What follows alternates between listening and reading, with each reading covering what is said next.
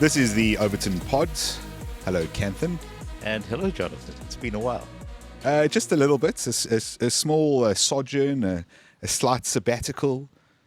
I think we should point out to people that in spite of the fact that, people miss us and they express those opinions quite strongly, and in some cases quite threateningly almost, that we actually have lives outside of the studio. No, really? Yeah, well, amazing. Certainly in my case, I do. In your case, I've actually confiscated your crutches because for those of you who want to look under the table, you'll see that Kanthan's one leg is braced. Yeah, you brace yourself. Brace yourself, yeah. And so Kanthan had some surgery. I did indeed. A guy named Brad Gelbart. I'm sending a shout out to him. Sure, let's listen to that, eh? Yeah, no, I think it's good when you come across medical professionals who know what they're doing and whose lives are going to be destroyed by the NHI, and we want to make sure that these guys are able to have everything in their favor to be able to continue doing the great work that they did. And most people said I need to have my meniscus taken out, and he rebuilt it with keyhole surgery, and yeah. So far, so good. Good. So that's excellent to hear. So you were down a little bit for a couple of weeks, and then, the bottom fell out of my world, not in a really negative way, but just busy and lots of stuff going on. And we did want to record around the time of what I would say is the biggest event, the most consequential event that has happened in the past 6 weeks. And then between the two of us in studio, it just didn't really come together. So here we are. We're going to record a nice long one to discuss. I said to you last night on the phone, what are we going to talk about? And you said everything. Everything, yes. So, yeah, we're going to talk about everything. But let's start with Charlie Kirk, because that happened, I think, a week to 10 days after we released our last podcast. I'm sure everyone knows by now. I'm not going to recap any of it. Essentially assassinated on a college campus by a left-wing, I wouldn't call him an activist, but a left-wing guy who has been locked up, and obviously the process will continue. The justice process, as per the American system, will go ahead. But it was a sad time. I'm still quite sad about it for a number of reasons. So I'd be lying if I said I was the biggest Charlie Kirk fan, the biggest follower of him, although obviously I knew what he was doing. I watched a fair amount of his stuff and TPUSA conferences. That was probably the stuff I engaged with the most, when he had speakers coming together and talking about stuff. But obviously there were all these clips online as well. I will say that since his death, the proliferation of those clips has been far greater than it ever was before. And I've actually seen far more of his arguments now than I saw before he was killed. But it's sad in a number of ways for me. One is, my first sadness was, you killed a harmless and defenseless person for no reason. He talks to people. Yeah, you don't like some of the things he says. I think that's just a sad moment in our culture that sort of happens. John, this has been part of global culture since the time of Socrates, if you think back. True to a point, and I won't say that Charlie Kirk is a first. He's not. But I think that in the sort of modern times, and we sort of say modern times, I suppose, what are we talking about? Since the Industrial Revolution, late 1800s, early 1900s, he's one of the few, a handful of people who you can say wasn't a politician, wasn't military in any way, or militant, had never advocated for any kind of violence or any force to be used against his opponents. In fact, advocated the opposite. There are very few people in that history, in my opinion, who have really been killed, many persecuted, I suppose, but killed for that. And obviously the big names you can name in that we can rattle off the list. But even someone like MLK, for example, was a political actor. Don't feel Charlie was at that level. And so that was kind of sad that is where we're at now. That I am worried that this is now going to become potentially a trend, that Charlie Kirk's not the last. Also deeply saddening in terms of the fact that he was just a guy who was a husband and a father, 2 young kids. I think that's very upsetting. And then, I think the broader meaning of all of it in terms of that this was the mild guy. I know how he gets portrayed and what people think of him, and obviously what's been said subsequently and his beliefs and a lot of false information put out there. But really, a lot of people have said it. He was the moderate. You killed the moderate. I don't know what comes after. A lot of people think you get the hard right after killing the moderate. I'm not convinced that that's going to happen. But what did you take away from that sort of event and the days that followed? So there's 2 different ways we've got to look at this. I think the thing that struck me the most was, pretty much like you. I never actively followed the guy. I was very familiar with these videos because they'd pop up on my timeline frequently, and I'd take a look at that and chuckle and say, yeah, that's a great argument, well done, and pretty much move on from that. The thing that really struck me was just how moved I was at the point at which it actually happened. And suddenly there was a sense of a personal connection that I didn't know existed. There's a couple of triggers. The first thing is the guy is a 93 model, which is what my oldest daughter is.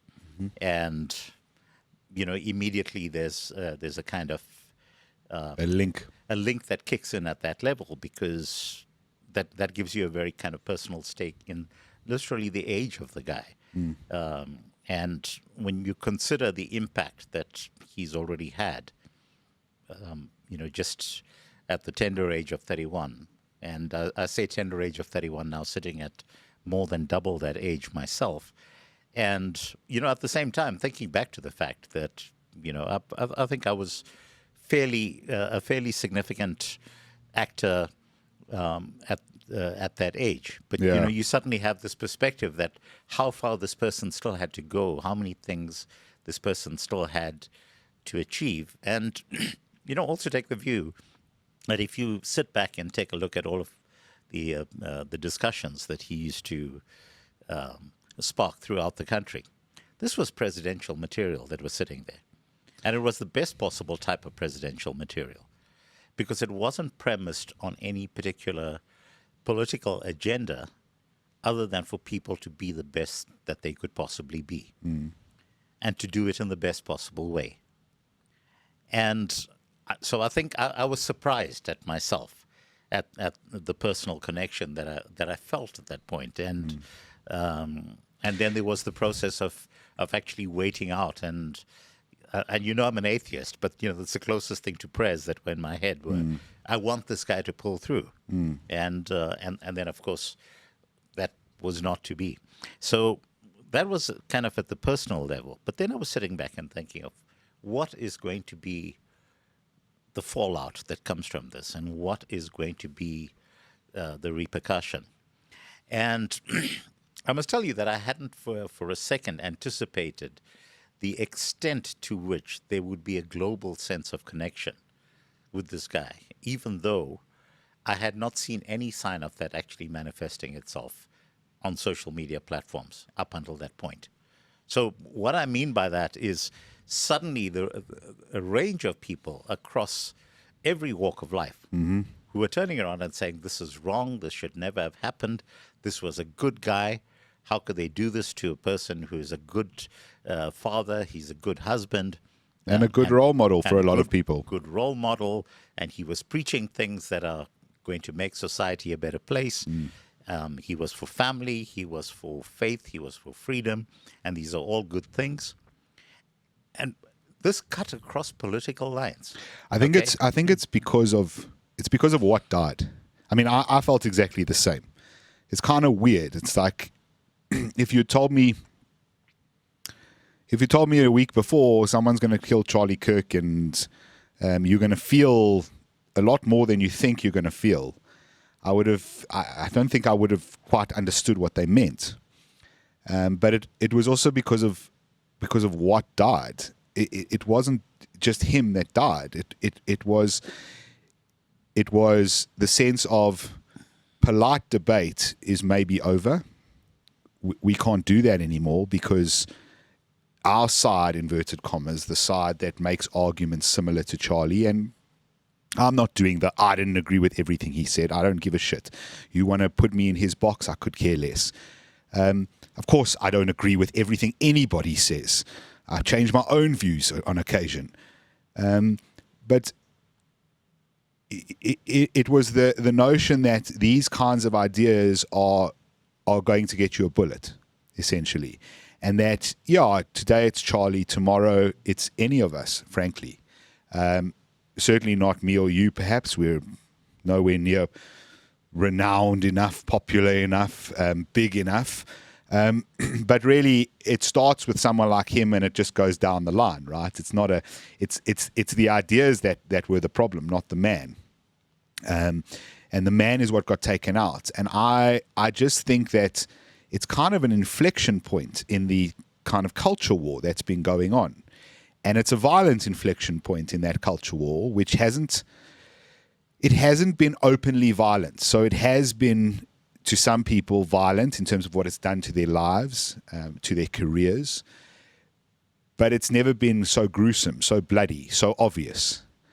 And it was almost the first physical bullet in the culture war that was fired. Now, obviously, that's not entirely true. I acknowledge about the George Floyd riots and the people that died there, the cities that were burnt, the damage that's been done through gender ideology and castration of children, for example.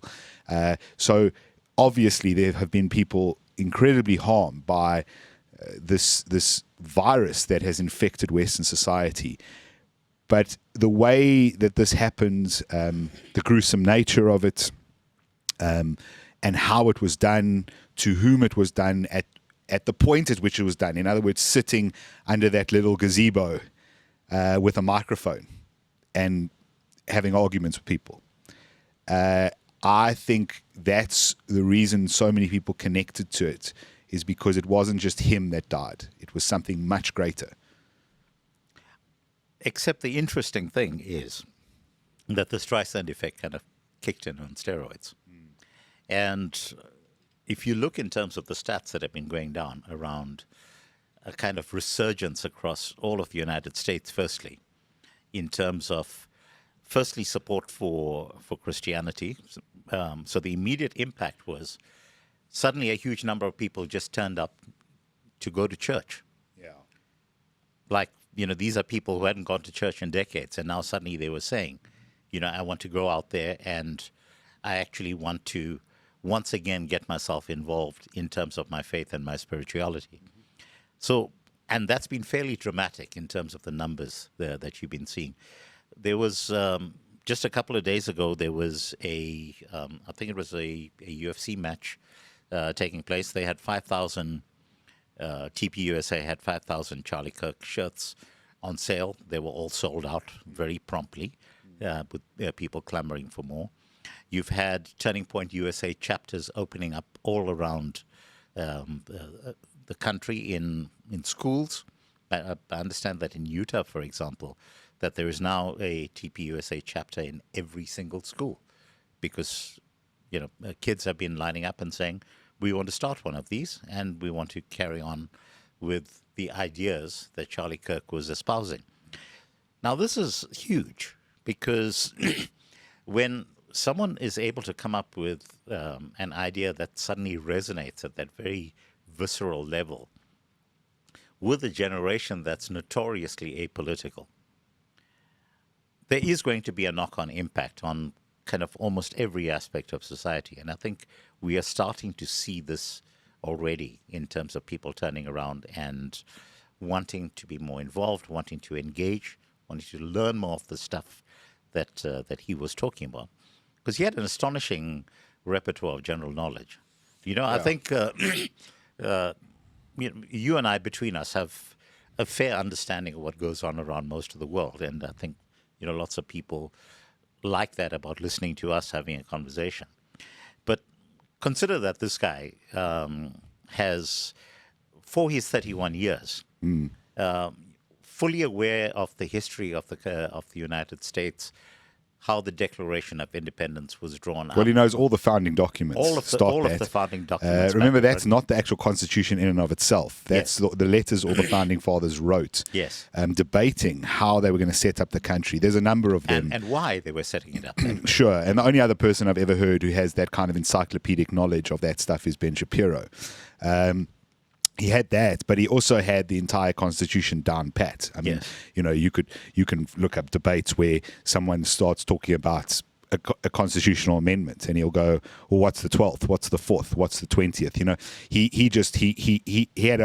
He had gone and done his research, but he also, being a religious guy and an evangelical Christian, he had a deep understanding of the Bible. I mean, one of the clips I've subsequently seen was quite humorous because, someone challenges him and says, "I'm a Christian and I don't agree with you on this. And where does the Bible say that?" And he literally picks up the microphone and goes, I can't remember which verse it was, but Jeremiah 19:4 or whatever it was, and then quotes it. And it's clear that he wasn't using just a few verses he had sort of memorized along the way. He clearly had memorized the entire Old and New Testament, which I also found interesting because he often quoted the Old Testament as well, which is something quite interesting for a Christian to do. And over and above that, he had then also studied civilization. So, he would throw back to the Roman Empire or Aristotle and Socrates from the Greeks. And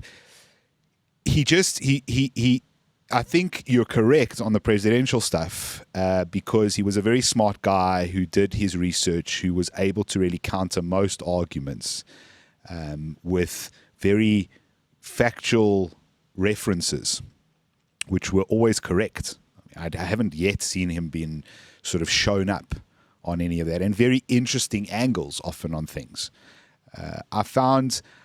Again, what I'm referring to about the idea dying is not his ideas in general, which I think you're correct. We, again, have seen a proliferation of TPUSA chapters. I think globally there's been a sort of political shift that's occurred. Yes, the global stuff is particularly interesting because you consider the number of South Africans, including black South Africans, who seem to have been moved by Charlie Kirk. And, going back after the fact and saying, I've just been sitting and watching this guy's videos, and I love him. I think he's brilliant. I can't see anything in terms of what he says that was racist or homophobic or transphobic or any of that stuff. Yeah. So I think we've had time. I mean, we wanted to record straight after. I think that show would have been quite different. Obviously, there's been a lot of time to consider. There's been some unfortunate stuff too, in my opinion. In terms of people trying to jump on a bandwagon. I think there's people who are trying to pick up his audience. We see that in the American rights influencer space. I don't think anyone's up to it, frankly. I don't think people on opposite sides of things, Ben Shapiro or Candace Owens, I don't think either is up to it. No.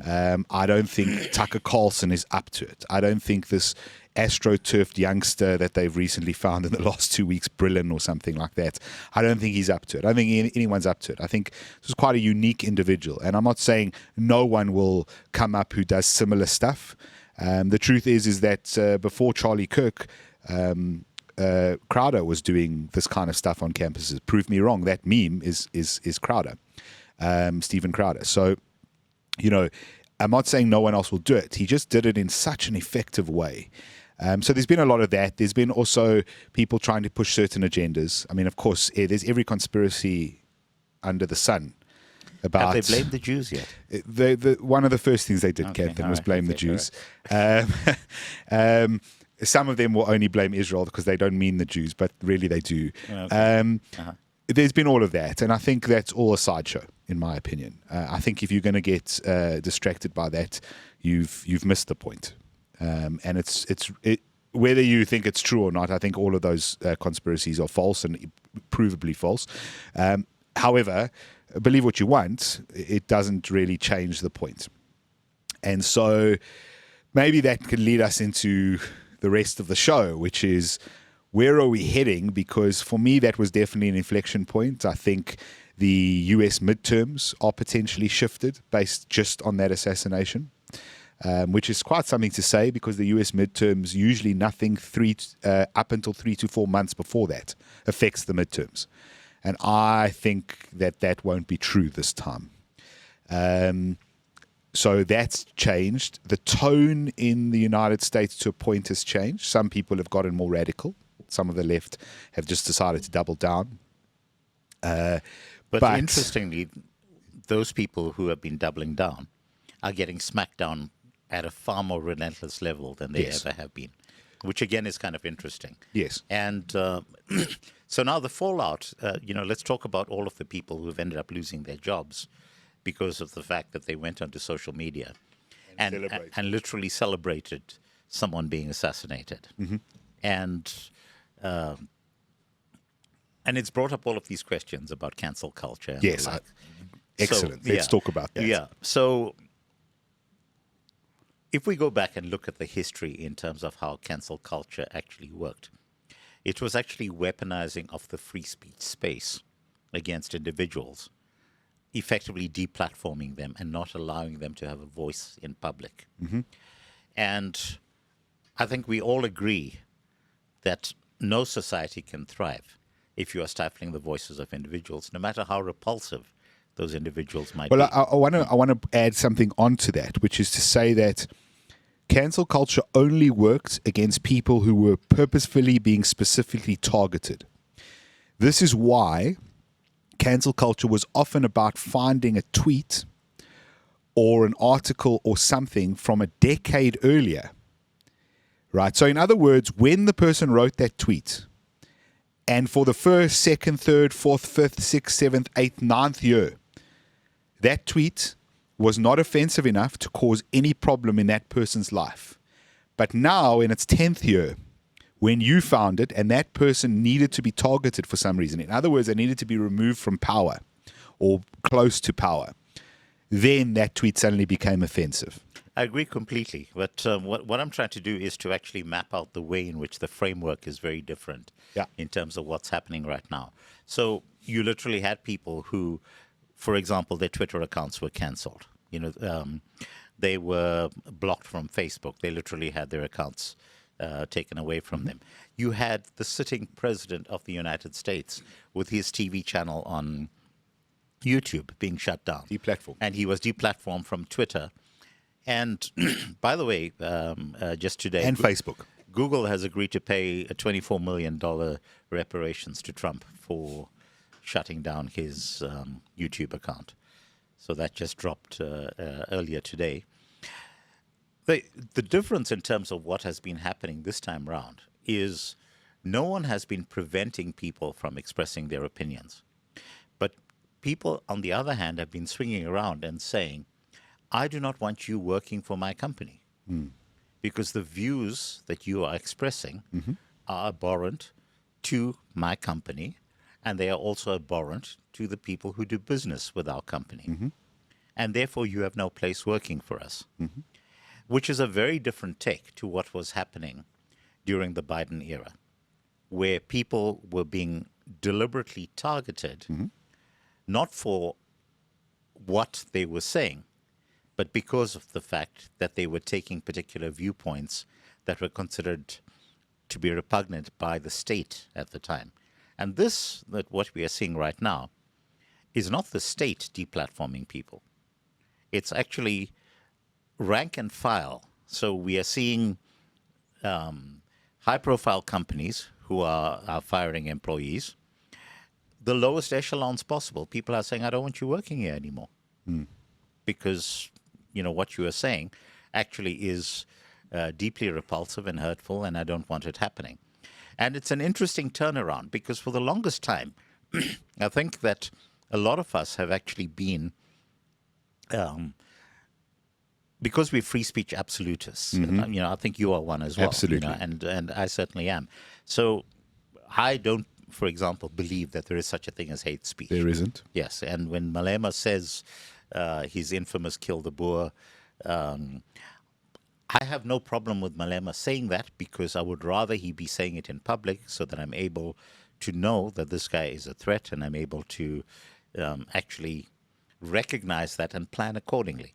So, that's, but at the same time, we haven't actually looked at the other extent of saying, now that we've identified this guy because of the fact that he's got free speech, what steps should we be taken to ensure that none of these threats that this person is coming up with are ever able to manifest themselves? And I think that that's a very fair question to ask, because in as much as we grant every person the right to express opinions that are repugnant, it does not mean that we should not be taking action to ensure that whatever is driving that repugnance is not given the chance to see the light of day. I think that that's a good thing to be doing. And, at a number of levels one can do this. You can just simply not buy a particular brand based on things that they do. Or if you happen to be the person who's actually employing those people, are you acting in a morally correct fashion if you are saying, I don't want this person working for me anymore? I think the answer to that is yes. I don't know, what's your take on that? I have two. One is that I don't really buy this as cancel culture. Again, no, it isn't. Cancel culture again, was what you've described. About deplatforming, about the state being involved, those types of things. But also, as I say, it was about targeting individuals based on certain things. I can tell you that I was cancelled, and not totally, because I managed to fight against it, push back against it, but to the extent I was partially cancelled during COVID for my views on COVID. Suffered in every aspect, financially, career-wise, etc., because people targeted me. Now, one of those people who targeted me had been targeting me for years before COVID, for my views on politics in this country. And had never got traction. And then because COVID was a big thing and I was on the inverted commas wrong side, which has turned out to be the right side, of course, but because I was on the wrong side at the time, they then used that as the traction to drive a campaign. Now that is cancel culture, right? Yes. What's going on? And we must also point out, by the way, it's not only cancelling your voice, it's also amplifying the voices of those who are trying to cancel you. Yes. Was also part of the agenda. Yes, and it's all about threat. Okay, it's about wielding a hammer, and so that you can prevent that. So, in my case, for example, one small aspect of it was wielding the hammer against someone who's saying we shouldn't be putting masks on children during COVID, and making sure no one else would say that. Okay, now, what's going on now is not at all cancel culture, in my opinion. But if you want to view it that way, if you say, well, I don't see a difference. On the one side, people said things that weren't liked by the one side. In my case, I said something that the left didn't like, so they went after me. And in this case, the left is saying something the right doesn't like, celebrating Charlie's murder. They're the same thing. I'm going to tell you the answer to that. If you still believe it's all cancel culture, it doesn't make a difference. You should all be able to say whatever you like, and there should be no repercussions that ever occur, all right? And no actions, as you say, to try and prevent what that speech means in the greater society. If you're of that view, that's okay. What's occurred for me in Western society and Western liberalism is that we have essentially allowed for unfettered tolerance to destroy our societies. And what that's done is it's allowed enemies of our civilization to use that tolerance against us.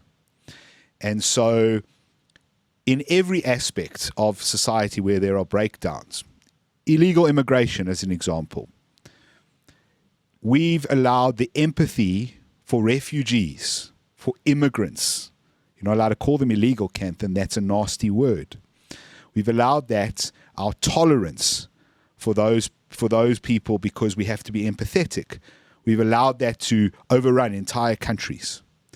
We've allowed for the cancel culture to occur because that's just how it is. Speech has consequences, as the left loves to say. Okay, and all I see this as, if you want to see it as cancel culture, is okay. Now go read your Saul Alinsky. Now we're playing by your rules. Cool. You wanted to play this game. You wanted to play by these rules. Now we're playing by your rules. Now, the sort of wet liberals... I'm disagreeing that the current mood is playing by those rules, John. I actually think that the process that's currently underway completely reasonable. is completely reasonable. I understand. I understand. But I'm saying that I understand that some people don't view it that way. It's much easier for me to just say FAFO. Sure. But you'll understand that some people will argue that what's happened before was fuck around, find out. Okay, they felt that when you turned around and said things you shouldn't be saying, you found out when you lost your job or when your YouTube channel was taken away from you or whatever it happened to be. Whereas, and I'm saying that's fine if that's the view you want to take. Understand that that's not a problem, because the answer to that view is cool. Then you have to be okay with this now too, because these are the same rules being played by, if that's the way you view it. I'm more on your page. I don't think this is the same thing. I think it's completely reasonable in a civilized society for us to go, there's certain things we don't accept. I think we all acknowledge that, for example, 10 Commandments. I think most of us would agree with most of the 10 Commandments. No matter what religion you come from. Sure. Most people who live in a civilized society think things like, okay, we leave the God stuff out of it for a moment because there's debate around that. But most people would believe don't steal, don't kill, honor your mother and your father. I think those are probably in any civilized society or situation, we want those things to be real and to be acknowledged. And so when we've now gone against those foundational principles, which we've gone against some of those things. You know, you look at places. South Africa's lawless. Okay, you can steal, you can murder. No one gets really punished for murder. No, it doesn't happen. We solve 4% of murder cases. Well, the time you get punished for killing is if you happen to kill someone in self-defense, in which case you get hauled off to court. Sure. But even look at inverted commas, civilized countries. You've got California where you can steal up to $900 worth of goods, and that's not theft, because they wanted to change how their reporting was in terms of how many minorities were arrested. So you can steal up to $900 and no one can touch you. And so, these are the things where we've moved so far from what should be acceptable to live a cohesive and good life in any kind of organized civilization. And I think that perhaps we're starting to finally get to the point where people have had enough. And they're saying, no more. We're not doing that anymore. And if you're going to jump up and down and celebrate an innocent guy being taken out in the way he was, for the reason he was, we're not doing this anymore. So, along the same lines, okay, so there are two words right now, particularly in the wake of Charlie Kirk's assassination, that have completely lost any power whatsoever. The one word is racist, the other word is fascist. and their power now, if you look in terms of every time someone brandishes that, what they get in response is a middle finger. Sorry, this actually has no power anymore. Crawl back into your corner, okay? Shout racism all that you want. Well, I would ask you, in this country, I felt racist hasn't had any power for many years because it was overused so much. Yes. Not really after we sort of became this new country, allegedly, but more in the 2010s. So when everything started to go south, we needed scapegoats. And we know the ANC literally ran a war room. Penny Sparrow was not a organic event. That was created in an ANC war room, as was the Gareth Cliff controversy that happened on Idols. and the controversy that happened with him and the footballer. I forget. Apologies for forgetting his name, but the guy that was killed, and he got a state funeral, and there was comment on that, and then the comment, of course, automatically becomes racist. And we've had a number of these events over the years. Most of them have been astroturfed, and I just feel that word lost any meaning in this country probably 5-6 years ago. And the only reason it still has meaning is because the state is allowed to enforce penalties for it. So in other words, if I say something now which is then considered to be racist, I will get dragged off to the Human Rights Commission. I will. Well, as you know, I've been fighting a case against the Human Rights Commission. Is that still going? It's ongoing. Yes. Just summarize that. Some people don't know it. Yes. Well, look, a lot has been written about it, and obviously because of the fact that it's a process that's still under litigation, I do not want to be bringing out in public exactly what's going on. Can I say something to it? By all means, yes. Essentially, you had used the K word in context. The context was I called myself that. There you go. Yeah. You used the K word in Never context. used it against another person. Never against another person, to describe yourself as a de-escalation of the word, yes. actually. And more to the point, and I pointed out, yes, you know, I'm an atheist and I'm considered to be an infidel. Yeah. And that is the Arabic origin of the word. Yes. And you were, in my opinion, you were really trying to remove the harm from the word and explain that it really shouldn't have any consequence in our society. Yes. And then of course you got reported because you uttered the word. But again, you know, going back to what very precisely the point that you are making, you know, one of the core tenets of law is the ability to face your accuser.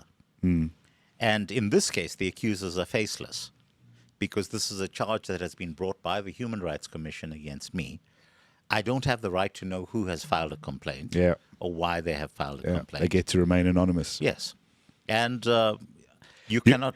You'll be surprised how many government processes that involve some sort of disciplinary action, including ones I've been exposed to, are anonymous. Yes. And kept anonymous. And basically, but the other thing that these courts often do is they consider you guilty until found innocent. Yes. Which is obviously, again, another tenet of the law is the opposite of that. You should be considered innocent until proven guilty. But as I was saying, you know, the word racist only holds any power in this country still because you can get taken to the Human Rights Commission, which is, in my opinion, a kangaroo court. It is a kangaroo court, and more to the point, what they have the ability to do is wear you down with the cost of litigation, because fighting things in court is an expensive process. That's right.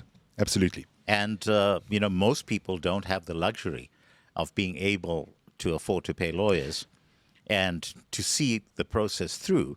Because it's very clear to me, if I were to take this all the way to the Constitutional Court, there is no way that this can actually stand. It will stand. Of course not. Of course not. Because the first thing they're not able to produce is an injured party. But the process is the point, Kanthan. The process is the point. point. The pain that's caused in the process is the point. It's death by 1,000 cuts. That's right. They're not trying to win an argument. They're not trying to prove whether you were right or were wrong.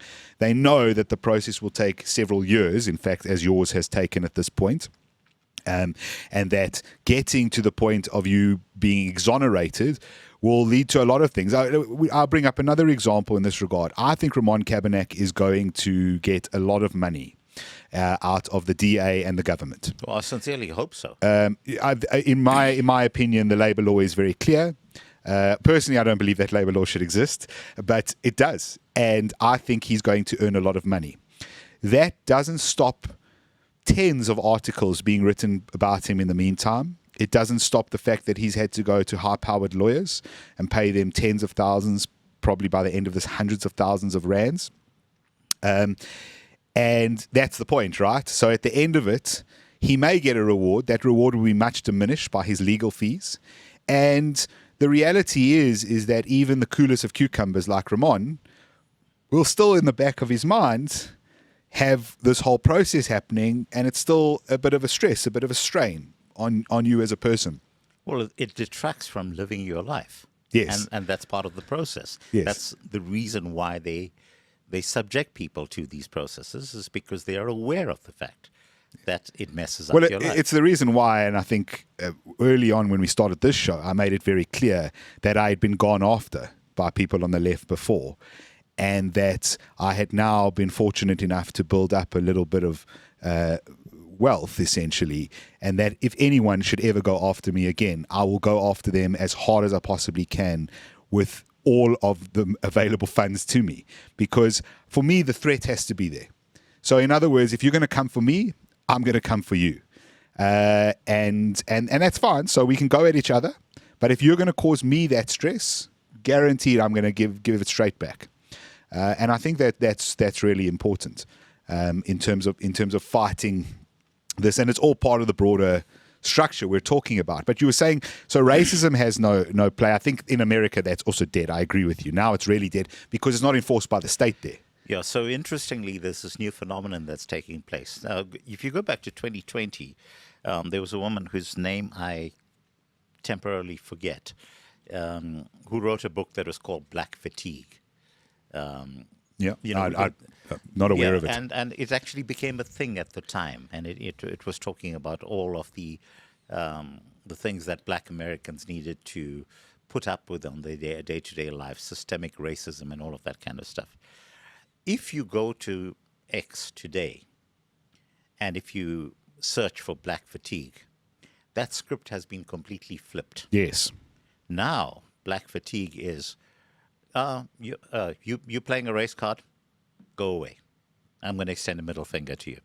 Yeah, I'm tired of this argument. I'm tired of this argument. I'm not interested in hearing it. Okay. Come with a better argument. Come with a better argument. If you want to talk about stuff that's race-based, then tell me why Black Americans are 13% of the populace, but are responsible for 56% of the homicides, which is a real stat, by the way.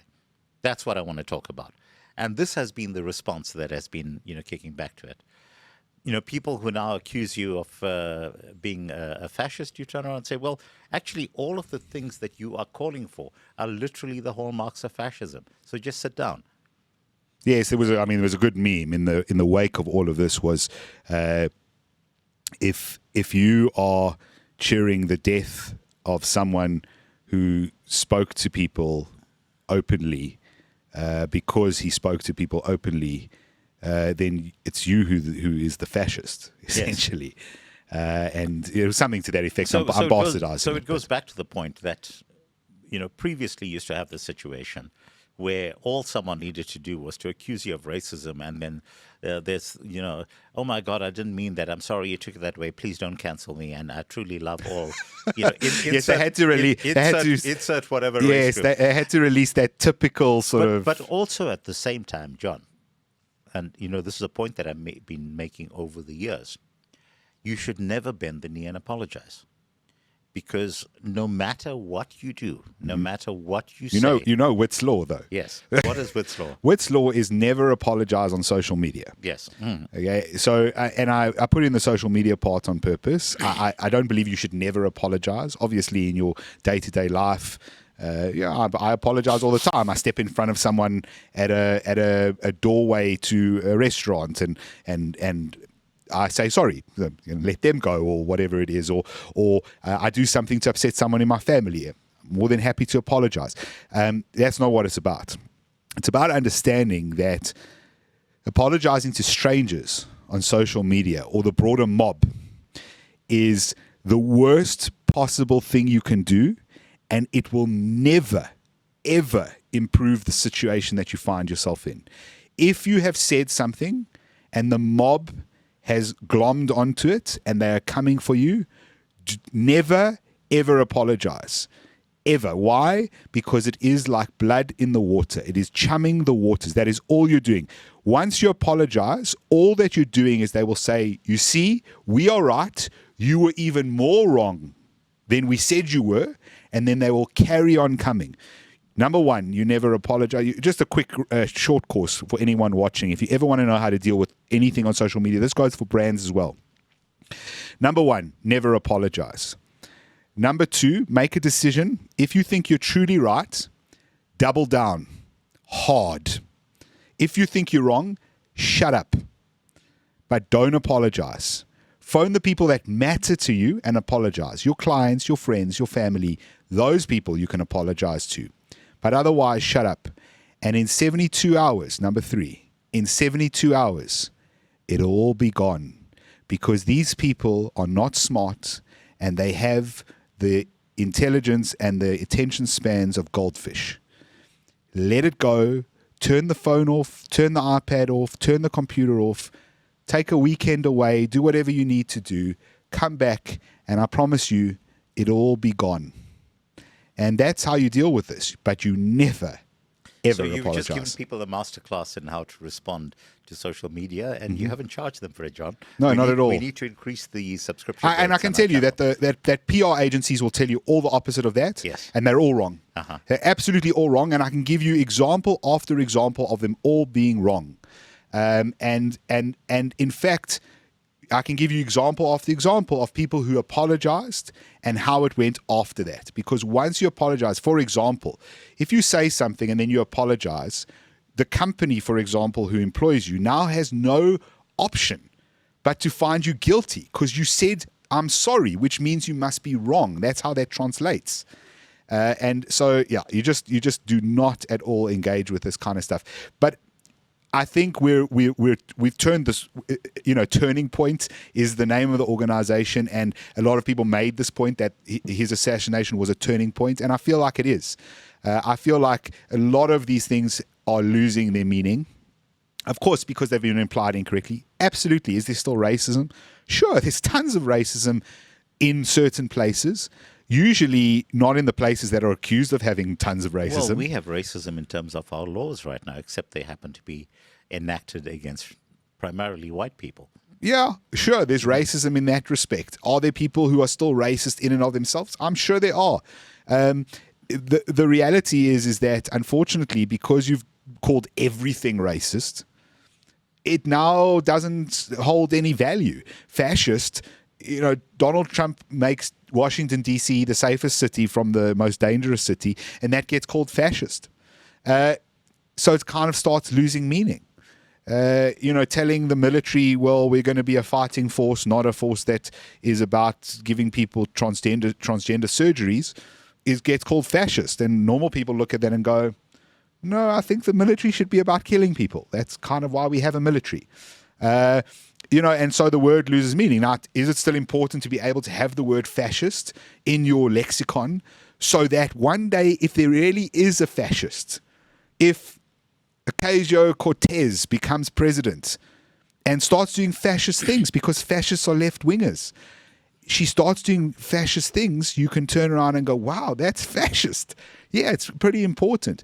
But we've diluted these terms that I agree with you. They've stopped holding meaning. I don't know if you saw on terms that have lost meaning, homophobic is one that I feel has lost so much meaning because the homosexual community can almost be accused of being homophobic at this point. I don't know if you saw the other day an entirely new organization launched called, I think, LGB International, if I'm not mistaken.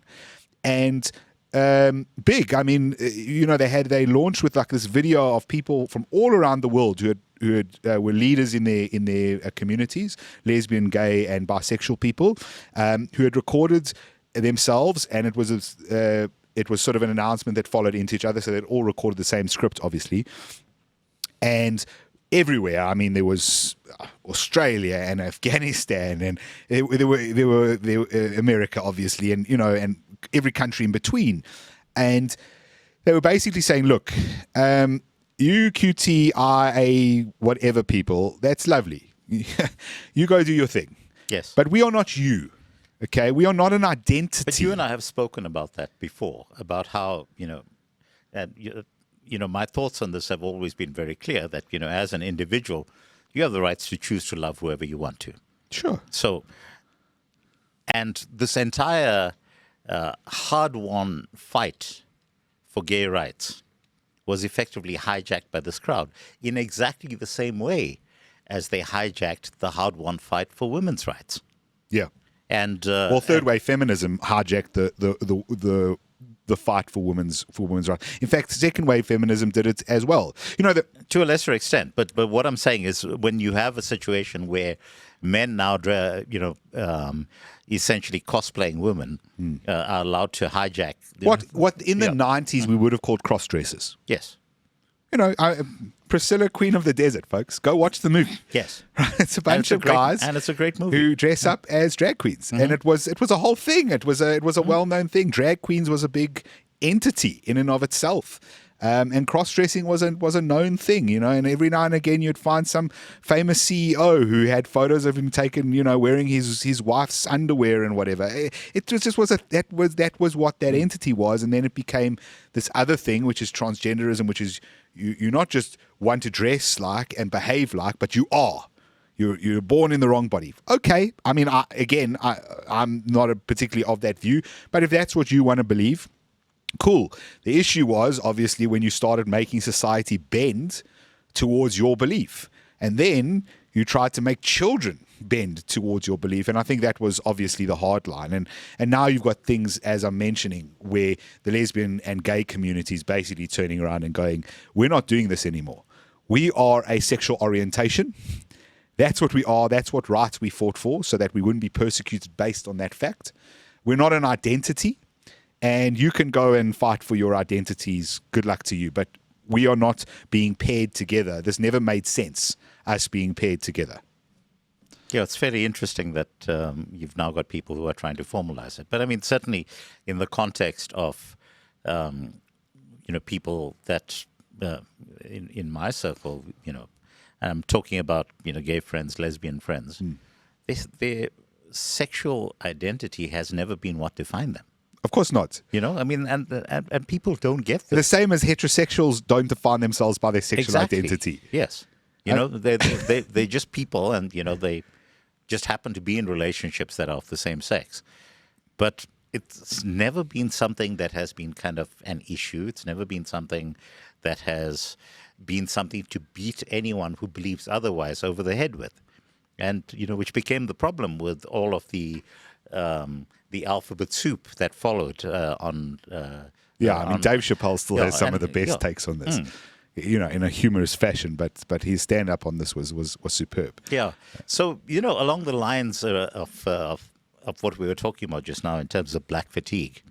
So let's talk about Helen Ziller. And oh, you want to go straight there? I want to go to Helen Ziller because it ties in with the point. Okay. So firstly, I think I told you a while back that some months ago I told Helen, I texted her and said, if you run for mayor of Johannesburg, I will come and work for the city for no charge. So I'm just putting that out. Has she taken you up on that yet? Well, I don't know. We'll have to see. If she wins. We'll have to see. What's interesting for me in terms of what has been going on is the number of people who have suddenly been pushing against the racial invective that followed Helen's announcement.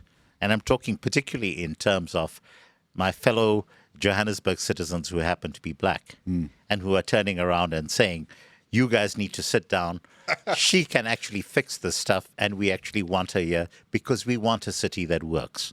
And again, I think that this is a fascinating turnaround because it has come to the point where people have said, yes, you've been beating us over the head with this entire racism narrative for the past 30 years.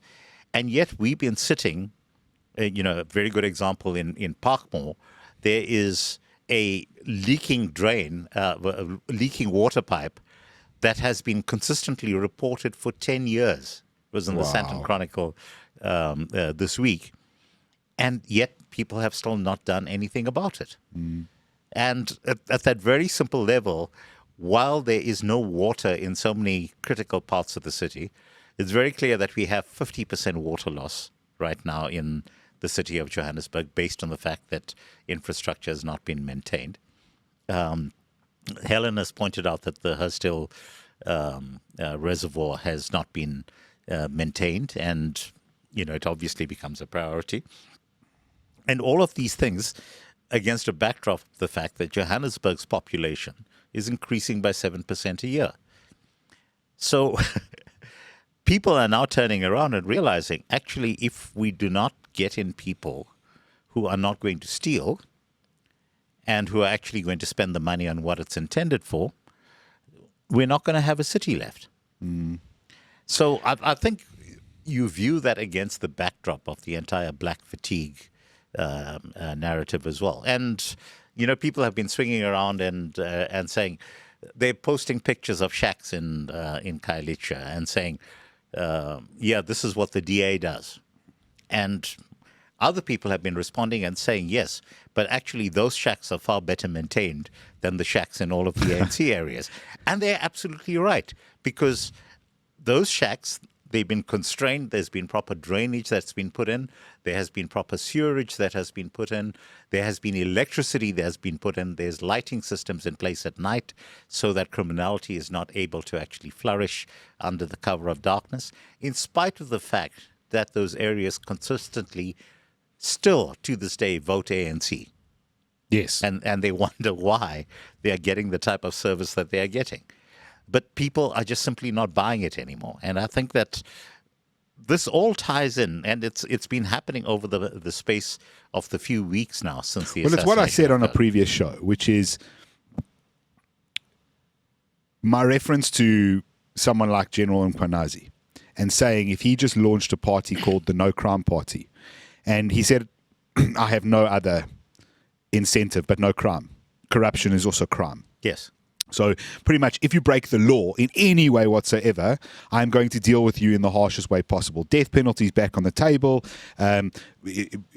prisons that are horrific places to be, and it's just going to be, you will not want to commit crime with me, but if you do, there's going to be huge consequences, and that's all my focus is going to be. I think someone like that, as I said, could win in a landslide.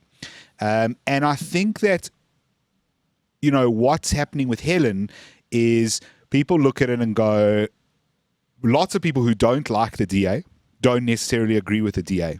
That's me. May not like, me too, dude. Yeah. Uh-huh. May not agree with a lot of things Helen has said, particularly in the past. Certainly, a lot of there was a lot made of the Singapore thing, for example. It was bullshit, in my opinion, and I don't have any problem with what she said about Singapore. But obviously, it was made into a huge thing. And but some again, people, it went back to a tweet taken some out people, of context. sure, some people remember that though, the hullabaloo, because it was intended this way. They remember it in a negative way. What I'm saying is they're being offered someone who has won. But just to that point, I must emphasize this.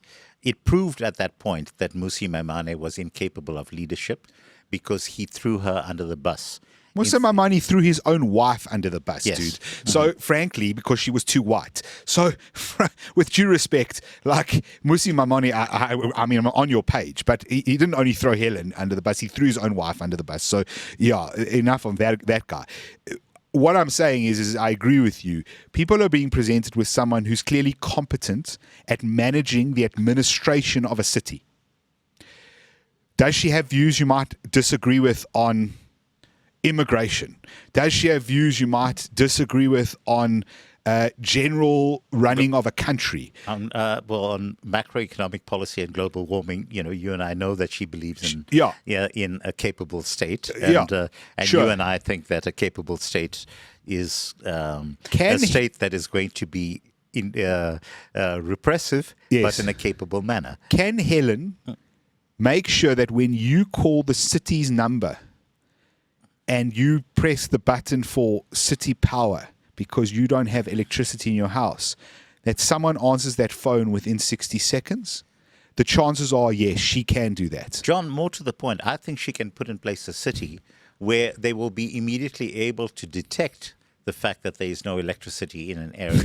Kanthan. Now you're going too far, Kanthan. No, I mean, it's actually, just too far. You're talking about a functional city, Kanthan. We literally have the technology already in place being used by the private sector. I agree with you. And, a very good example, I do a lot of work with a nonprofit called the Empire Partner Foundation, which builds tech, which they deploy in a range of businesses. And, among them is Virgin Active monitoring water and electricity, and immediately able to trigger alarms alert the people who are running those companies that they have a potential problem so that they preemptively able to fix things. These are quite simple things, by the way. They're very simple. It's a box about that big. It has a SIM card in it and a chipboard about so size.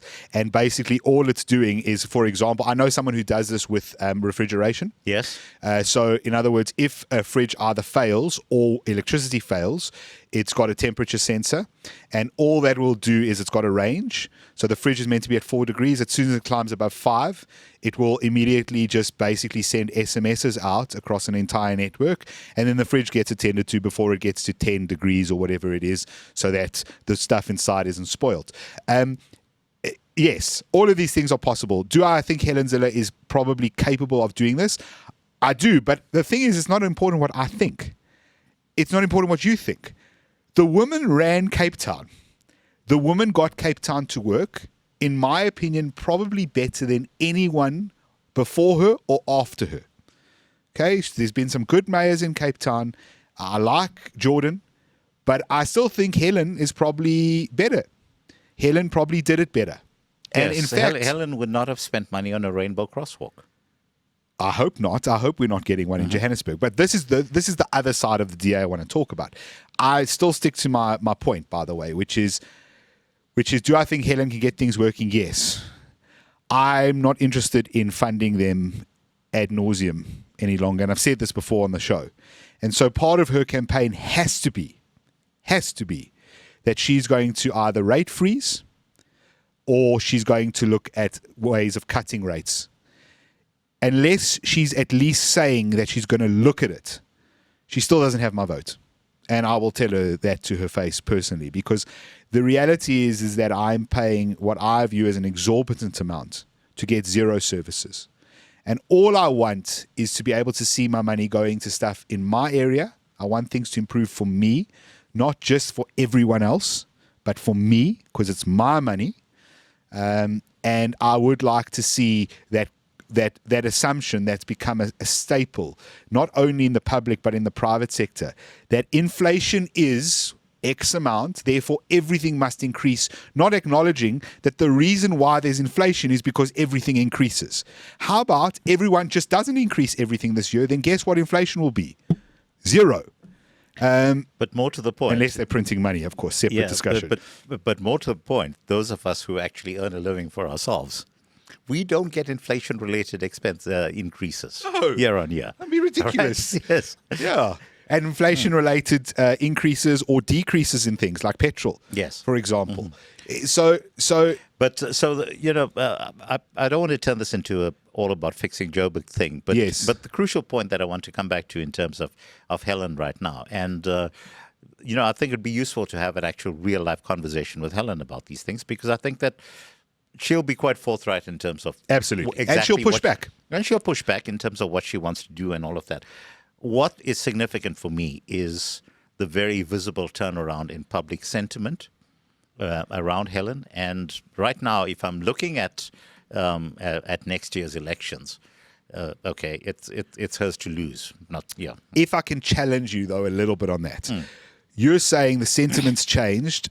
I saw obviously the usual when she announced everything that I saw on X was one of two ways. Either it was, yes, Helen is the person who can solve this in much the same way you and I are agreeing, or it was, no, you can't allow racist Helen, Helen's racist, Helen this, Helen hates black people, Helen will give all the money to the rich people, and all of that kind of arguments. And then, of course, she appeared on a what is it? It's like a radio show of some sort.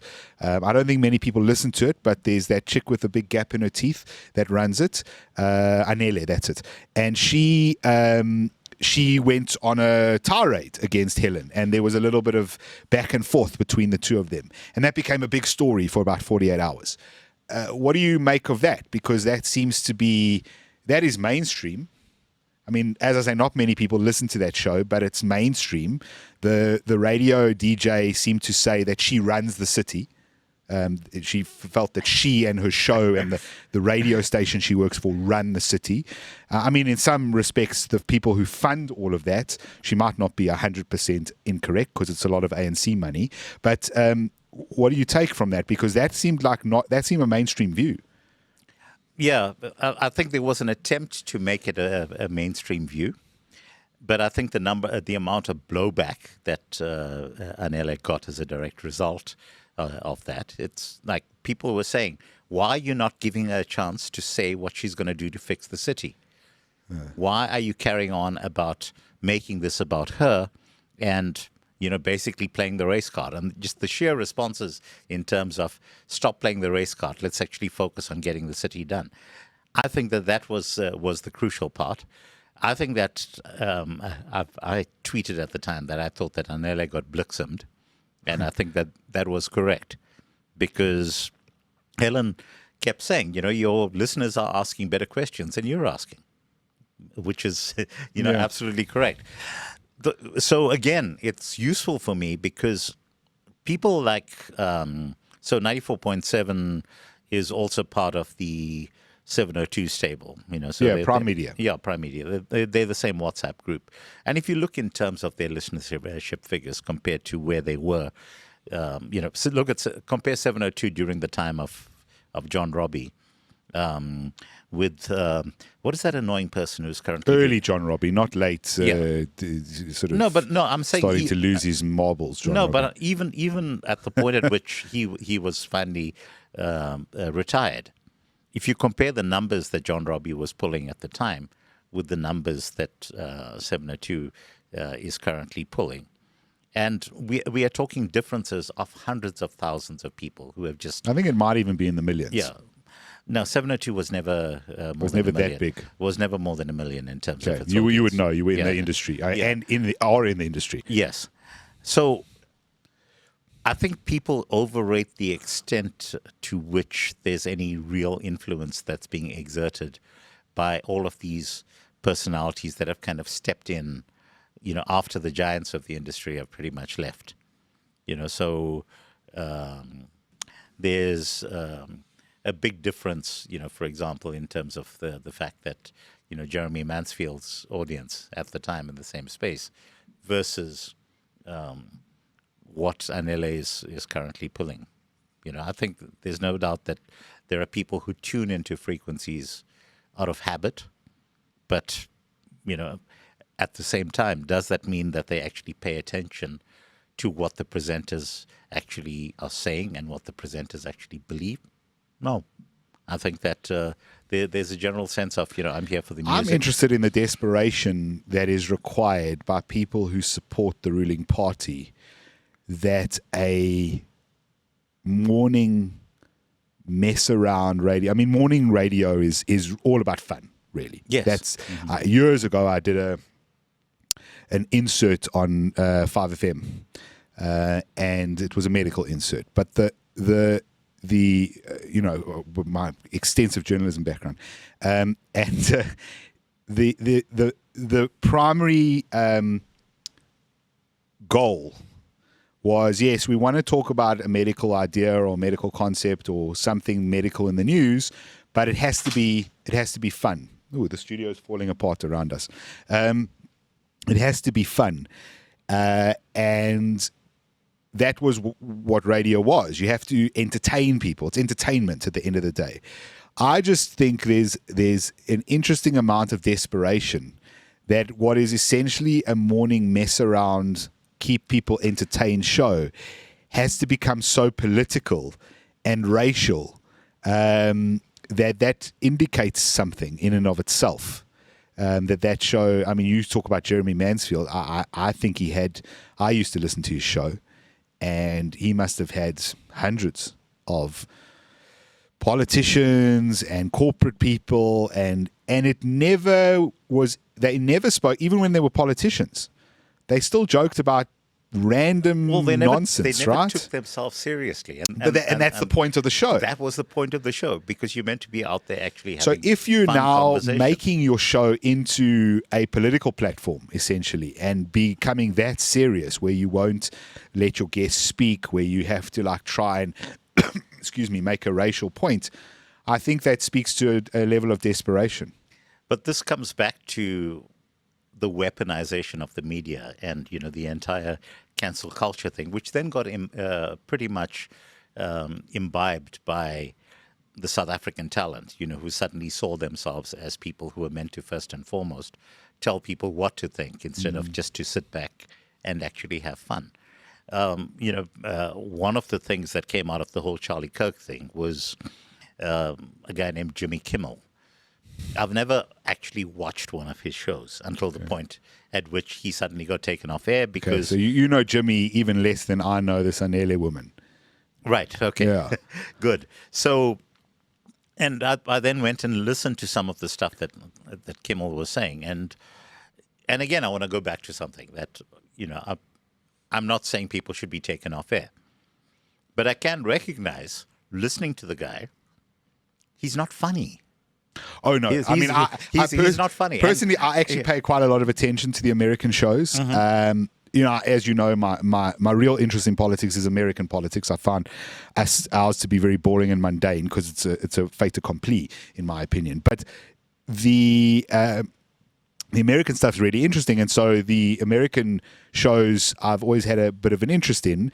I used to have a much greater interest in that. I used to actually watch a lot of their content wherever I could get it. So years back, you had to kind of download it through some other means, and then there was ways to access it through some of our channels here, and then YouTube obviously became a thing, and clips and all that stuff.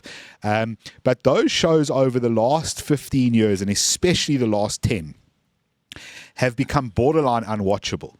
They are not. I mean, the comedy that I went to Jay Leno's show twice actually before he retired, and he's hilarious, and the show was hilarious. And what you didn't see on camera was that he would do a bit with the audience that wasn't on camera, which was really funny, and he'd interact a little bit, but the whole thing was entertaining. And I say this, it's a live show, but like not necessarily live. In other words, recorded for live. Live before a studio audience. Live before a studio audience type of thing. And so it takes longer than the show actually is. But because it was so funny and it was so entertaining, you didn't feel like you were there for 3 hours for the 1 hour or the 40 minutes that ended up being recorded. And with these guys, you watch them and there's no humor. It's not funny. They're making a political point. They've all become political talk shows, and they're all left-wing, some more than others. Fallon is a little bit better than the rest, but they've all become quite lefty, and they can't take the points of view of the other side to the extent that over the last, I think, 5 years, across like 4 of the major comedy shows, that's Kimmel, Fallon, I forget the other one. There's 4 of them that are the big ones. And I forget them because I've stopped watching them, and they've had host changes and things. But the point is that over the last 5 years, I think they've had 10 like people who can be considered Republican or conservative, and something like north of 600 people who are Democrats or are considered on the left. And that's how skewed they've become in terms of representing America. And so their audience numbers are actually very low. The truth is with Kimmel, and my objection... along the same lines, do you remember when Trevor Noah used to be funny? Because I do.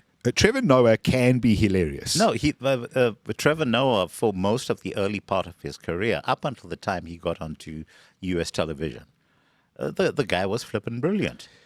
And then suddenly, once he got into that cesspool, yes, it was all of the joy got sucked out of him. Which is why I think he left. Uh-huh. Because this is just my opinion, because I have known Trevor previously, but I think what happened with Trevor is that he realized that to stay in, you had to behave in a certain way. You had to support a certain view. You had to back a certain way of doing things.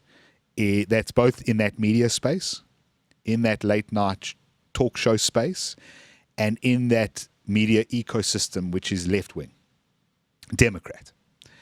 And he realized that he had a big meal ticket. And I mean, that's evidence. He's now worth hundreds of millions of dollars. And so he didn't want to screw that up, understandably. And so he played the game. But I think he could only play the game for so long, because I think it takes a toll on your soul when you are a unique and genuine person, and then you start behaving in a way that is not authentic. Yes. And so I think that's why he probably walked away. Mm-hmm. But the truth is that had he not walked away, all of these guys have their heads on the chopping block. So you've seen, Stephen Colbert is the one I forgot, which to be honest, I've never watched a lot of Stephen's stuff because he truly is terrible. Well, if you look at the numbers of Yes. people who end up watching these shows, and you have YouTube podcasts that actually end up drawing Bigger numbers. 10x the number of viewers. But like for like, yeah. so I'll give you a like for like. Greg Gutfeld will attract sometimes up to double the size audience of someone like Stephen Colbert, triple even, quadruple on his big nights. Sometimes Gutfeld and Gutfeld is the right winger on Fox, who is also a comedian who does a late night show. So like for like, sometimes his audience has been the same size as all of the liberal hosts' audience added together. Put together, yes. Mm-hmm. And so my only issue with Kimmel is I don't think I'm more than fine with him pulling off the air, because what he said was indefensible. He basically showed no human emotion whatsoever. This was right after Charlie Kirk was killed. There was no human emotion. There was no, I'm really sorry. There was, we shouldn't have this. There was no, what he came back and said later was political violence is unacceptable and all the rest of it. There was none of that.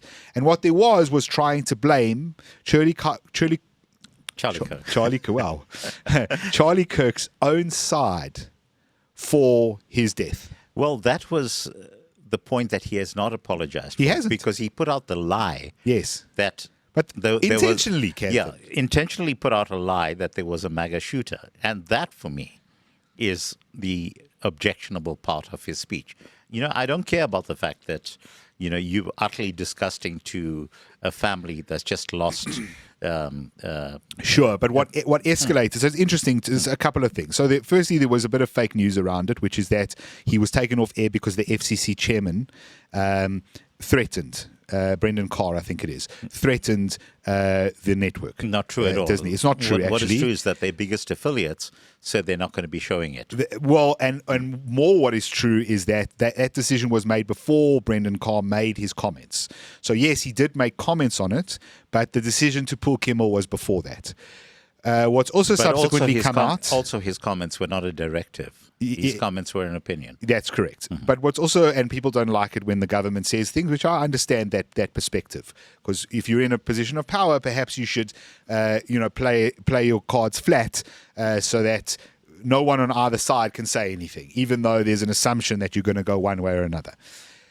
What's also subsequently of interest is that he was put back on air, and there's a whole bunch of stuff about why he was put back on air. This came out today. Bob Iger, who runs Disney, was threatened by Hollywood.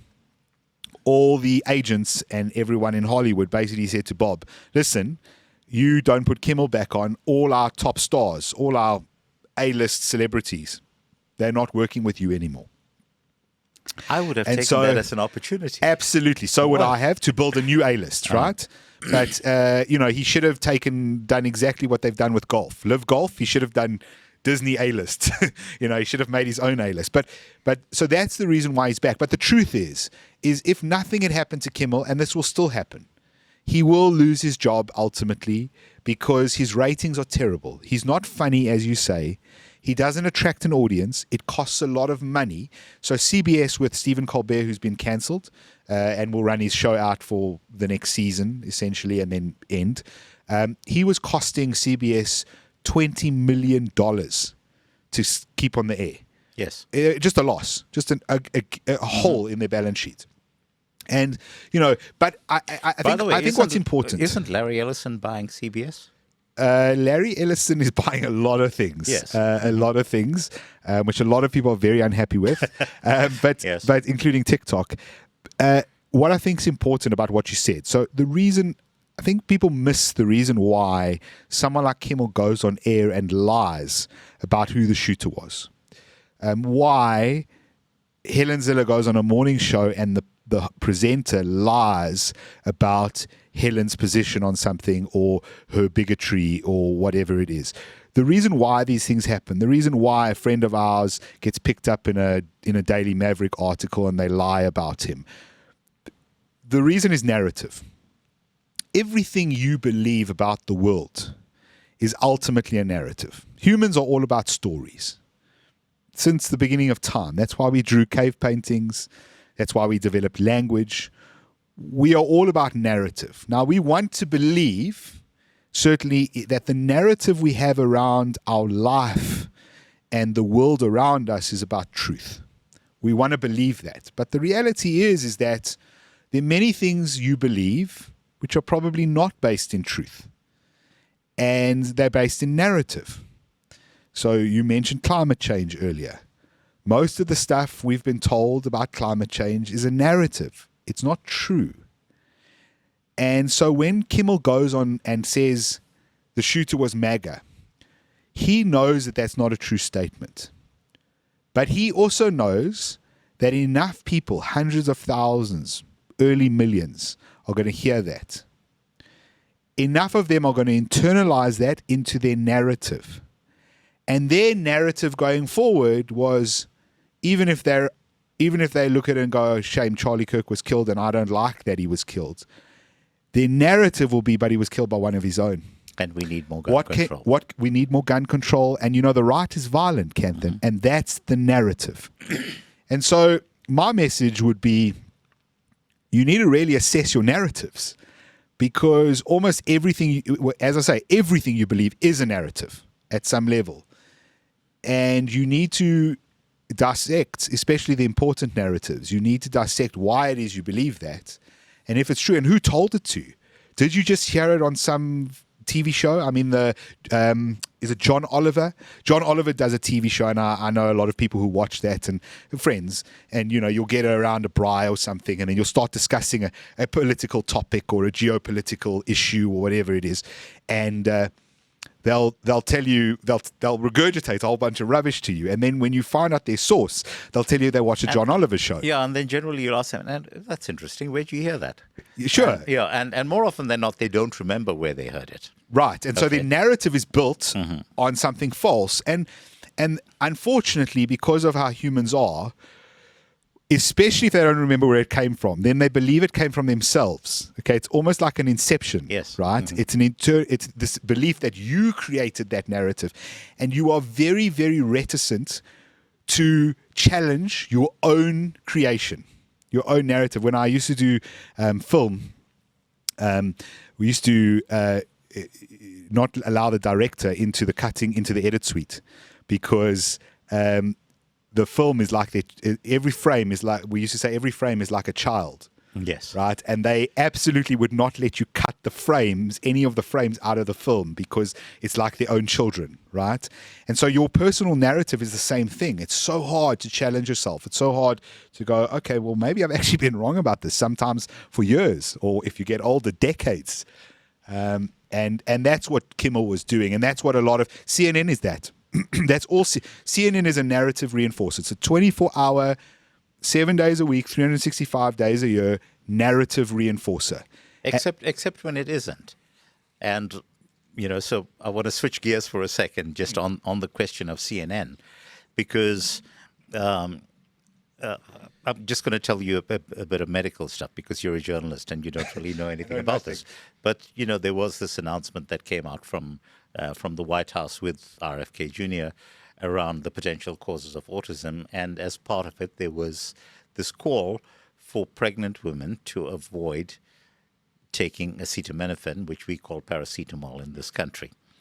So people have now gone back to the fact that CNN has reported over the past decades of the potential hazards of taking paracetamol while pregnant. and has issued warnings against doing so. CNN has done it. Just to clarify, Kanthan's not doing this. CNN has done this. CNN did that. CNN has been doing this over the past decades. And they've been citing peer-reviewed studies that say the same. Now, over the past week, Trump comes along and says, if you're pregnant, don't take Tylenol. Consult your doctor. Which is acetaminophen, the most popular brand of acetaminophen or paracetamol in the United States. Yes. Sure. Which, so Panado is probably the most visible manifestation in the South African context. We call it paracetamol. But, look, like every other drug that's out there, there are consequences in terms of how you use it. Okay, so, do I take paracetamol? Yes. Am I aware of the fact that if I overdose on paracetamol, I'm going to have catastrophic liver damage? Yes. I'm glad you're aware of that. Do you think everyone is? These are real things. Now, what you've had is this utterly absurd situation where simply because Trump said, if you're pregnant, don't take paracetamol or acetaminophen, as they call it out there, you have pregnant women who are now putting out videos where they are overdosing on acetaminophen just to prove that Trump is wrong. So, I stand this correction is, I don't even think he said don't take it. Yes. I think he said use it with caution. Yes. In other words, be a bit circumspect. I do stand on correction if someone can find the clip that says don't take it. Absolutely correct. I'll stand on correction. But I think it was more of a careful. But it was if you are pregnant. Yes. Yeah, if you are pregnant. If you're pregnant, be careful. As I understand it, there's a pathway that it can interfere with, which is what the studies have shown, which is why. So the pathway gets interfered with, which is enzymatic. There are tweets from Tylenol going back a decade saying, if you are pregnant, don't use Tylenol unless your doctor tells you to. Sure. So this is the company itself. I think there's a couple of things and more happening importantly, here. they say, that it has not been testified and verified to be safe during pregnancy. The company itself has been saying so for the longest time. And yet you have this absurdity around people who simply because of the fact that Trump said this, they want to prove him wrong by taking doses that are catastrophic. And, if you have catastrophic liver failure, guys, you're done unless you get a transplant. And it is the most painful way to die.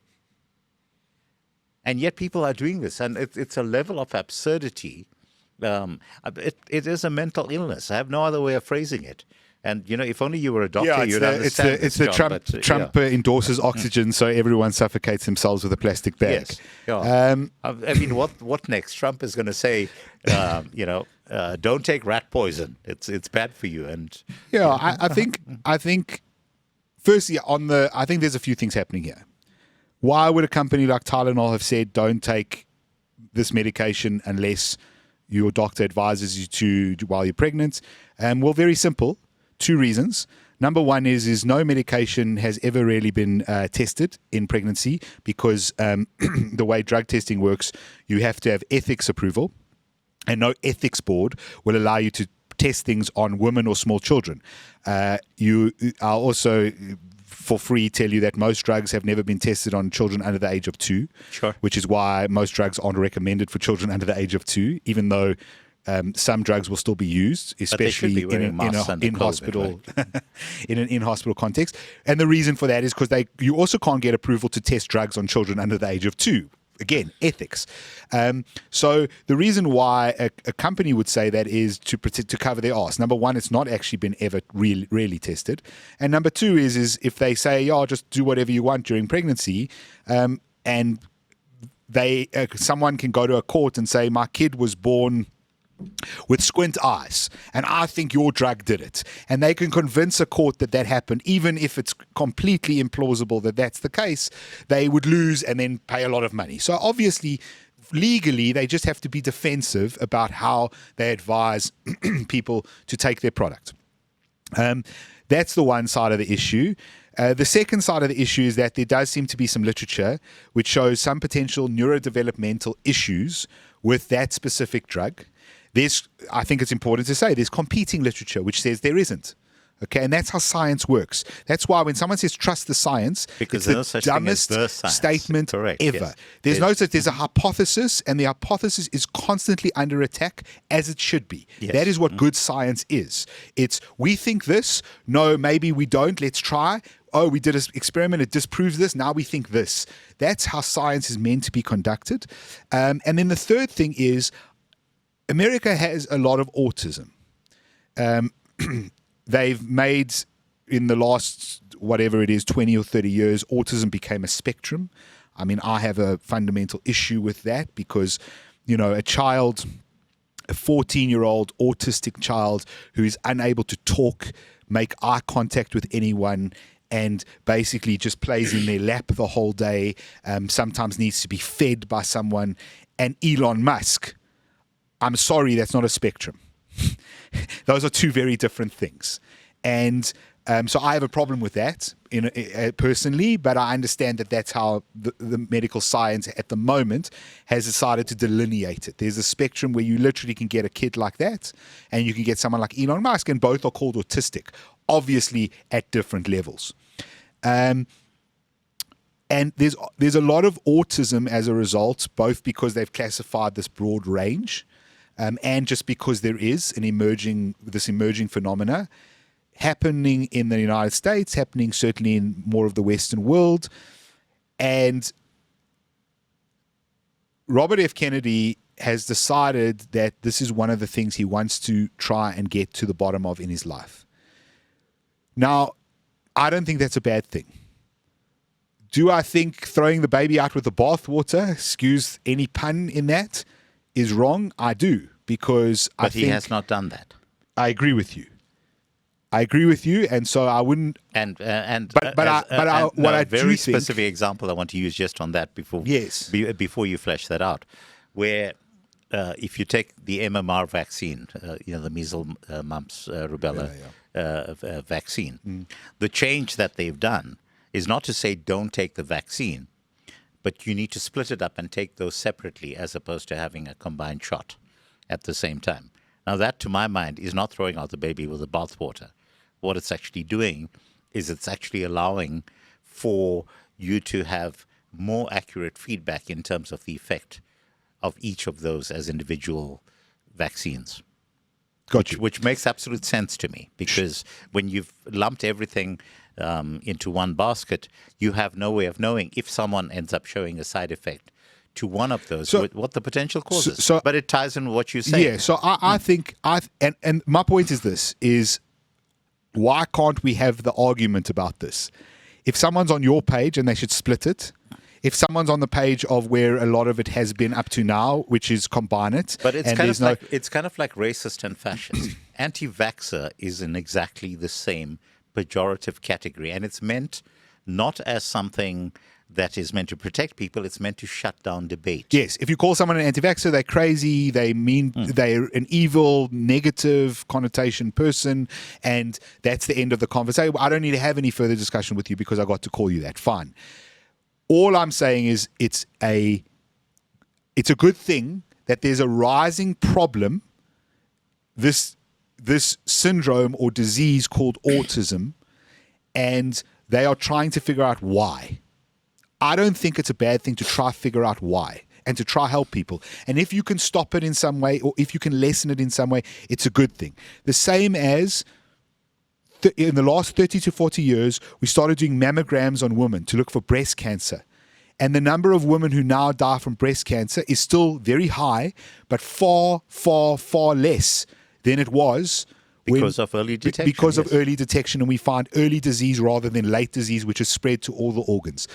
The reality is I don't think there's a problem with asking the question why and trying to figure out why. Now, the debate is when you find what you believe are those causative things, and lots of medicine doesn't know causative.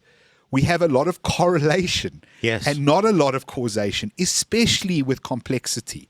So some things are obvious, but some things are not. I've been saying for years that HIV doesn't cause AIDS. You can live with being HIV positive for years. In some people, HIV manifests itself as AIDS. Can you have AIDS without HIV? I haven't seen a case where that is so. But if you have HIV, does it mean that you end up with AIDS? Not necessarily. And I try to get people to actually understand. You see, the problem is you and I can tell you right now, just what you've said, which is fine, just what you've said will have people saying you're an AIDS denialist. No, They'll say you're no different to Thabo and Becky. You just said HIV doesn't cause AIDS, which is not what you said. You specifically did say HIV causes AIDS. In other words, HIV, people with AIDS have HIV. But you said you also know that people can live with HIV for many years without having AIDS, which is the entire point of antiretrovirals. Exactly. Is to try to prevent people from progressing to full-blown AIDS. Yes. Sure. But by the same token, and if you look particularly in terms of, so East Africa, there have been fairly detailed studies done on the prevalence of HIV. And, particularly studies that have been done in terms of sex workers, female, and there's an astonishing number of sex workers who are HIV positive, which one would expect, but who manifest no other symptoms and very happily continue their lives with this virus over the course of decades.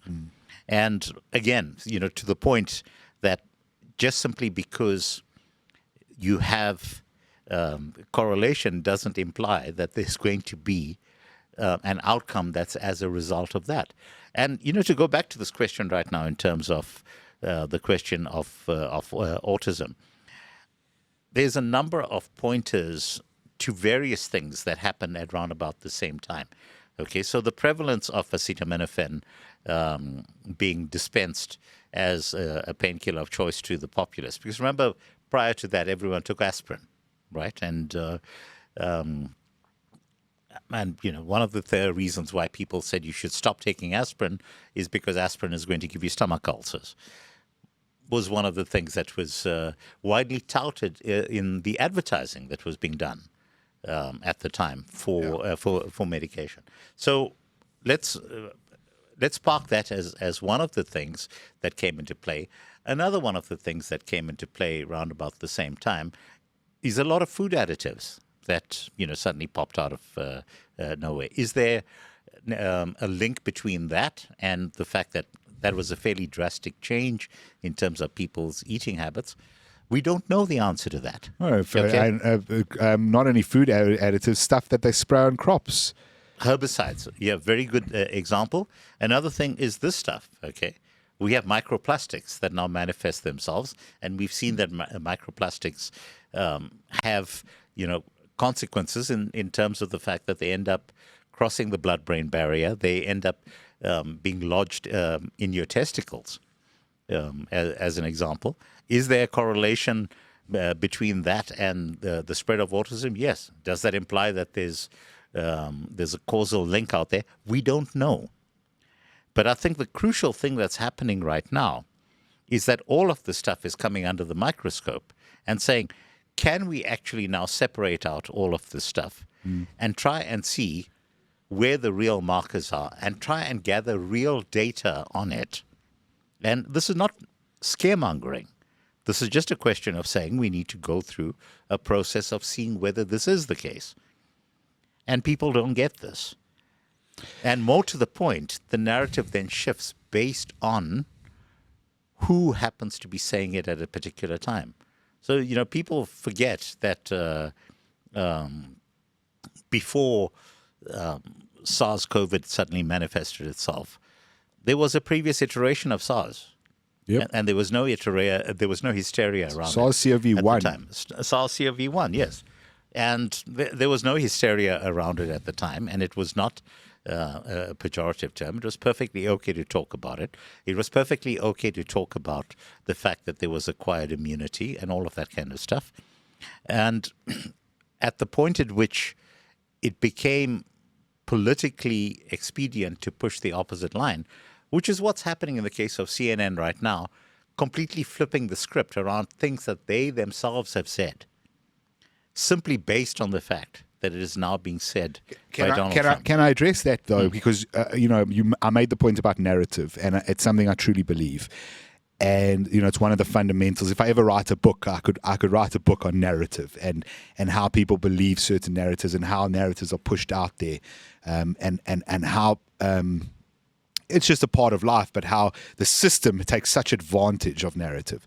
And you mentioned that CNN sometimes flips the script, but there's something that also happens with these organizations. So when CNN wrote those articles on Tylenol, if an article of whoever, Obama going and meeting with Putin, gets 30 million hits on CNN's website, then the article at the same time published about Tylenol potentially causing neurodevelopmental delay probably gets 20,000.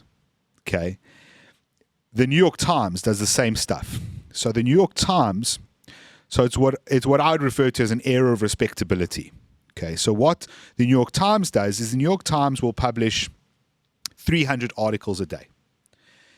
And 260 of those articles will be mundane bullshit that is actually the news.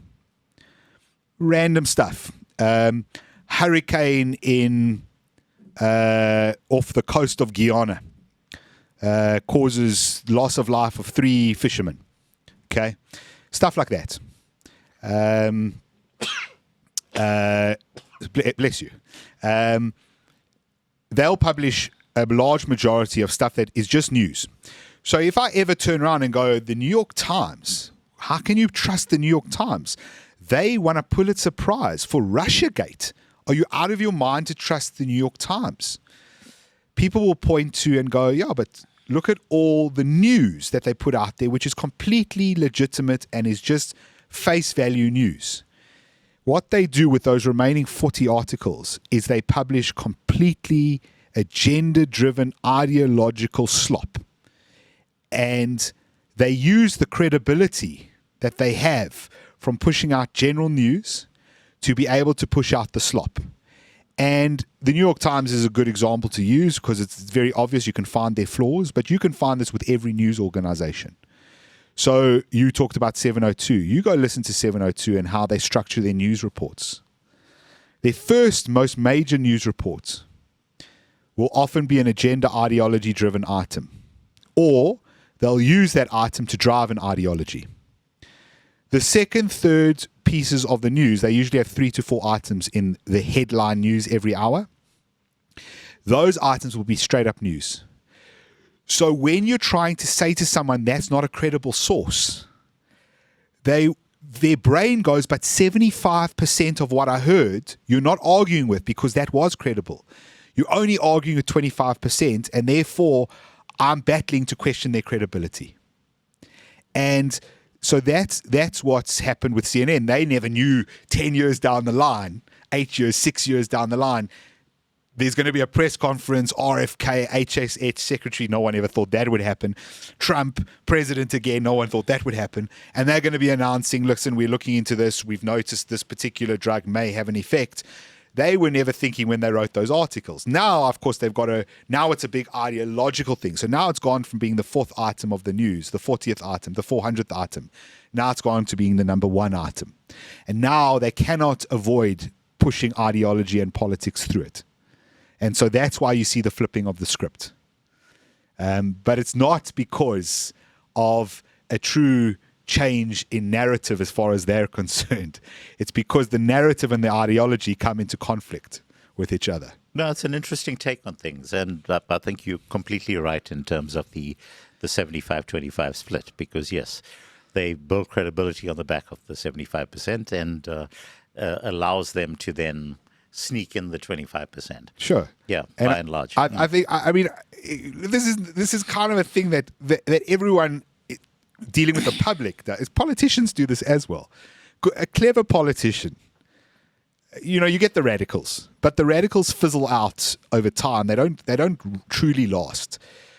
A clever politician will do 75% of the mundane stuff and 25% of the radical, or some level of that, a relative minority of the radical and the mundane, because people will accept the radical if you've given them a lot of mundane. They just will. They'll go, look, he's good on the other 80% of stuff. Let's trust him with this 20. I got a lot of flack and a lot of support in the past week because I pushed back against digital ID. This is an example of the mundane and the radical. the DA is pushing for digital ID. Leon Schreiber is pushing for digital ID. So is the presidency, by the way, because the presidency has essentially agreed with the EU and the World Economic Forum and the United Nations and whatever, and all of these organizations are pushing towards digital ID. But Leon Schreiber is the one that has to roll this out. Make your green ID, your card ID into an app on your phone and a digital ID linked to every single part of your life. And so he's pushing that. Now, think... how long will it be before you have a QR code that gets tattooed on your skin, John? Well, I think people will... The funny thing is, I think people will do that voluntarily. That's the scariest part. It is, yeah. Because ultimately what happens is if digital ID comes in, it's an app on your phone initially, and then ultimately it's a QR code that if you scan, a member of the state... or the corporate states, it will become a technocratic state. So either Woolworths, but you're most likely to do this, let's be honest, or the state will be able to scan your phone, your app. But then you don't always have your phone with you, Kanthan, or your phone might lose battery. So you don't want to take the risk that you can't get in a taxi because you can't scan your QR code because your money is going to be on there as well. And your right to move around is going to be on there as well. So, and your health check is going to be on there as well. So this is a good time to tell people to, if you have not seen it, go and watch Idiocracy, because a lot of this was foretold. It was foretold, yes. And there's plenty of stuff. I mean, the Bible itself has foretold. I mean, people talk about the mark of the beast, right? The beast, yes. And they interpret this to mean that. I don't want to get philosophical or theological. The point is I pushed against it. This is an example of the DA doing mundane and radical. Do I think Leon Schreiber is a radical guy? No, I've met Leon Schreiber. You can probably find the podcast online from like 8 years ago. But does he understand the consequences of implementing Has a bad he policy? truly considered the consequences of that of what the worst case scenario is of that policy? No, he hasn't. He's considered that it looks like a good idea on paper. People tell him that it'll work really well. And it's something that we've said on this show often. For any policy that comes along, consider that policy in the hands of your worst enemy. That's right. That's right. Point. If you're Leon Schreiber and you're watching this and you really, really hate Steve Hofmeyr because he's far right, imagine Steve Hofmeyr one day has the power over the digital ID system. Are you really happy with that? Truly? Right? And for someone like Steve, obviously, imagine Julius Malema has digital ID power. This is a bad idea. And maybe if I can just explain why it's a bad idea, what the digital ID would mean, because some people say, well, they already have your ID. People responded to me and said, yeah, but the bank's got your ID already and the government already knows who you are because they issued your ID and, they gave you a passport. And what's the big deal? Like, where's the problem here? They're just making this digital. So it's you don't have to carry a card with you and it's convenient. And of course, that's how it's going to be sold, convenience. The Australians have already done this, by the way. The Australians now have an app on their phone. Their driver's license, their passports, all their stuff is on there. They do still have a physical passport, but they can put everything onto the app. So if they get stopped by a cop, they don't have to have the physical driver's license on them. And that's really convenient because imagine you get pulled over and the cop says, do you have your license? And instead of saying, no, I don't, I left it at home. Oh, I forgot my wallet. And then them going, oh, there's a 500 Rand fine. You just go, no, here it is on my phone. Right? And they go, oh, okay, no problem. And then off you go on your way. So the convenience is certainly there. The problem is how these things digitally interlink. So your digital ID implies that it's centrally controlled, computer controlled. In other words, your ID is linked to your bank account directly through a direct digital link. It's also linked to your health record through a direct digital link. In China, it's linked to the area you live, in which there are booms set up for pedestrians at certain ends of certain blocks. And if you do not have the right social credit score, when you walk up to that boom, it looks at your face and it either opens the boom, or if you don't have the correct score, it won't open the boom. And you may not leave that area then. Okay. It allows you to go on public transport if you are allowed to go on public transport, or it doesn't allow you to go on the public transport. May restrict you from flying, may restrict you from getting on a train. If you are a naughty person and we have another pandemic, and you broke the rules and you went to Woolworths and you bought a rotisserie chicken, then the system may have seen you buy a rotisserie chicken because it's all cameras, facial rec, and all it will do is you'll get to the till and you will swipe your QR code or your phone or your wrist and nothing will happen. And the teller will tell you, I'm sorry, sir, you don't have funds. And you'll go, no, but I've got 10,000 Rand in my account. And they'll go, I'm sorry, sir, I can't serve you. Please leave the store.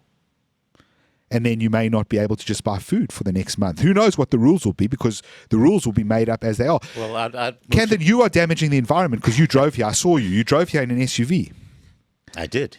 You drove here in an SUV, and an SUV is bad for the environment, Kanthan. And in fact, we've looked at the carbon levels, and because of the SUV you drive, you may only drive 6 days a month.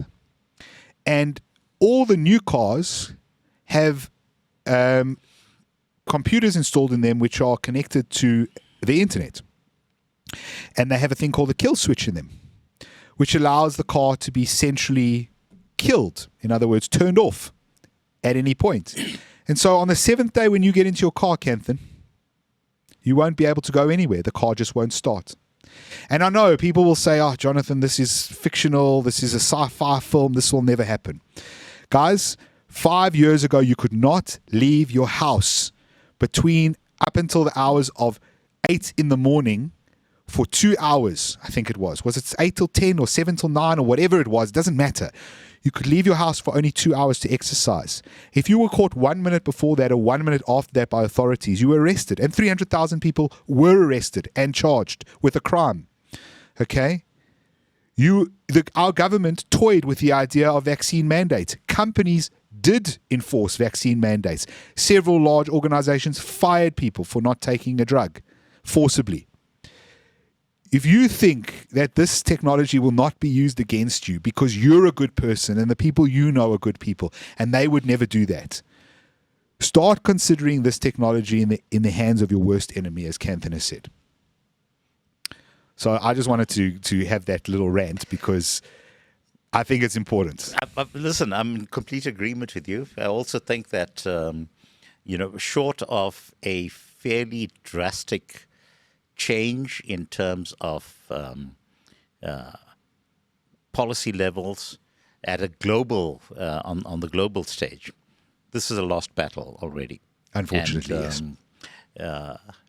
Increasingly it's going to be your options in terms of going off grid and being able to live, let's say, away from the eye of the surveillance state is going to be far more difficult in the Western world. I think in South Africa, because of the fact that we have this ability, to vanish into relatively obscurity. Relative obscurity, and we do have this ability to go off grid at a number of levels.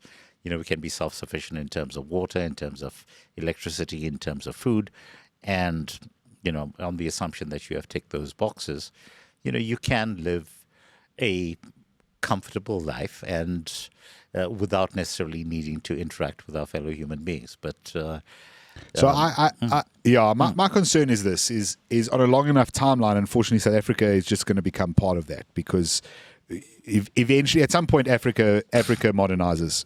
It will be dragged kicking and screaming to do this, but it has to happen because the single biggest growth point for the rest of the world, in terms of being able to sell product, essentially, is Africa.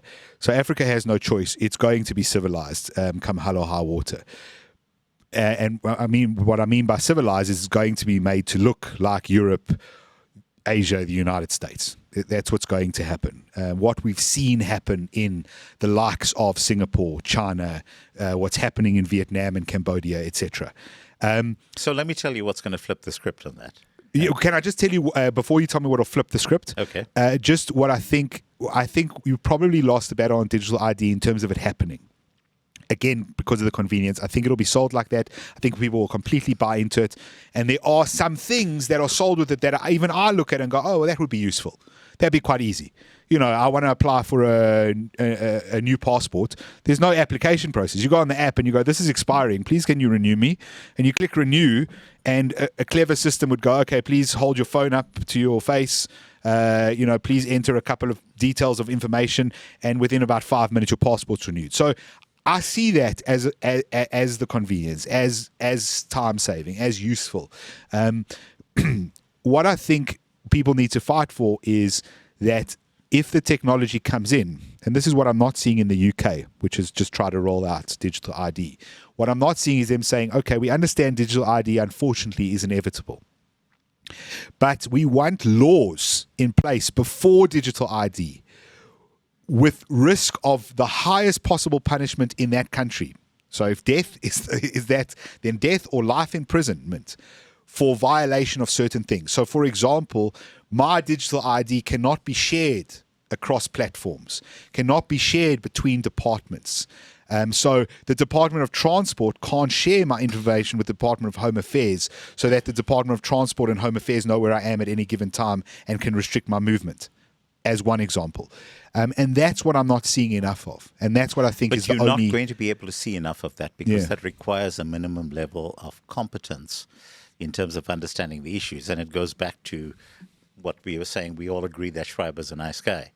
But does he actually have the ability to grasp what's at stake here, and to be able to then persuade sufficient people, even within his own party, that this is something that needs to be taken seriously? I think that we actually lack the intellectual capacity at a political level to be able to do that type of stuff. But I want to flip the script, yes. Yeah, okay. So the script we don't have, by the way. Okay, so, but, to swing, so we've pointed in the direction of one possible dystopian future. The other way, if you look in terms of a number of changes in tech that are now kind of converging at the same time. So, clearly AI has been the single most significant thing that has emerged over the past couple of years.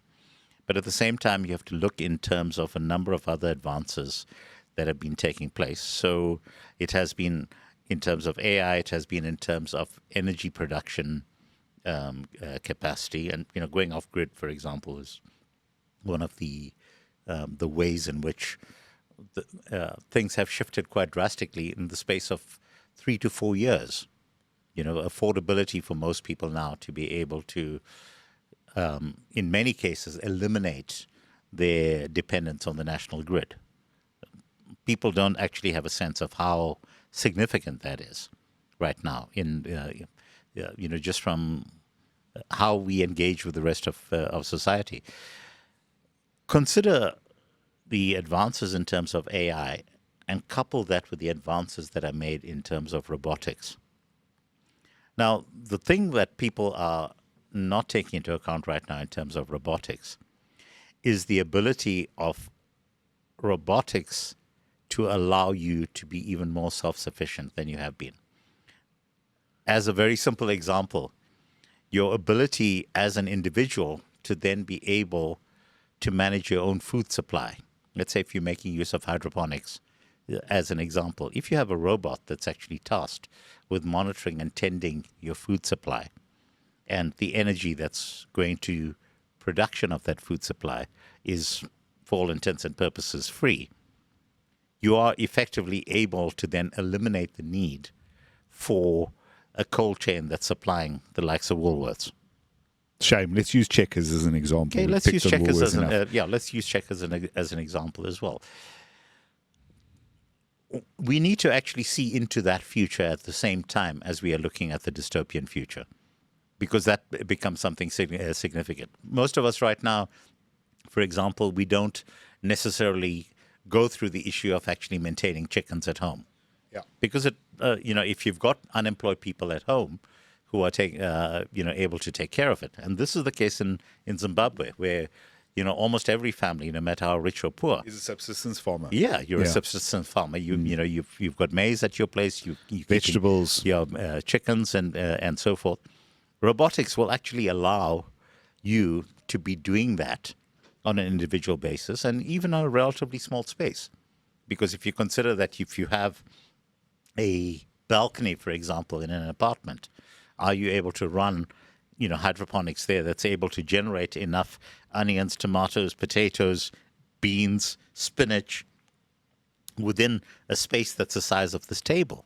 Yes, absolutely you can, to be able to take care of your family. The advances that we've seen just over the past week right now in terms of what is going down in the AI front. There's a study that came out of, I think it was Carnegie Mellon, which I'm still in the process of wading my way through. But they've been able to get something like a 70% improvement in terms of the energy efficiency of how queries are processed by these large language models. Now, when people say, this is great, we've got a 70% improvement in terms of the energy efficiency, what that also means is that correspondingly you have a 70% reduction in terms of the need for energy to actually drive that system. And we're only at the beginning of this process right now. What that also means that you then be able to take a large language model that you then are able to fit into a robot with sufficient knowledge in that robot so that it doesn't need to reference the larger internet to be able to be constantly querying information. So the ability to generate robots that are far more specialized than are currently possible, where you need to just simply go out onto the internet and access either a ChatGPT or a Grok or a DeepSeek or whatever it might be. That means that your ability to then cut your dependence on all of the large companies to make use of AI, again, is swinging in the opposite direction. So I'm saying right now there's a lot of things that are coming together that we're not yet able to completely get our heads around it. But what I'm saying is that there's a fair amount of optimism that we should have around the things that as individuals we can end up doing with this. Most people, by and large, are still going to be making use of LLMs on their phone. They're still going to be consulting ChatGPT for writing their emails and stuff like that. I'm far more interested in what can this combination of robotics and artificial intelligence do in order to make me more self-sufficient as an individual, so that my need to then be part of a digital ID system is drastically reduced. I got you, and I hear you. And so it's an interesting segue that we went down there. I haven't thought about it. I think you make a good point in terms of robots going the opposite way in terms of how we view them. I think a lot of people are negative about robots. Obviously, everyone goes to some sort of Terminator sort of scenario. There's that, which I think is, at this stage at least, unlikely. And then obviously they go to what we've all been told again and again and again about AI, and then robots will apply to this as well in terms of everyone's going to lose their jobs because now you've got robots to do it, you've got AI to do it. That hasn't really been the case with AI. We were told 2 years ago that it's done. You just don't need certain people anymore. You don't need journalists. I mean, you never really needed them, but you don't need journalists. You don't need graphic designers. You don't need people who write books even. They were saying authors, just AI will do it all. And in reality, that hasn't happened. Yeah, there's areas absolutely where there's roles that have been taken up by AI, but they haven't displaced humans enough to make enough of a dent, a real impact. You can go look at employment factors in European and American countries, and it just really hasn't happened. Except remember that if you're using Europe as a very specific example, the protection of labor in those European countries is so intense that your ability to displace them with AI is completely negated. Sure. So So it'll take a generation to see that change. Yes. Well, what it's going to take is the absolute obliteration of the economies of Europe. Well, that's busy happening, but they're doing it themselves. Which is busy happening as we speak right now. But not AI. That's not AI caused. You know, I was watching with interest. You know, once again, the Europeans are saying, "Oh, Putin wants to invade Europe." What on earth would he want to invade it for?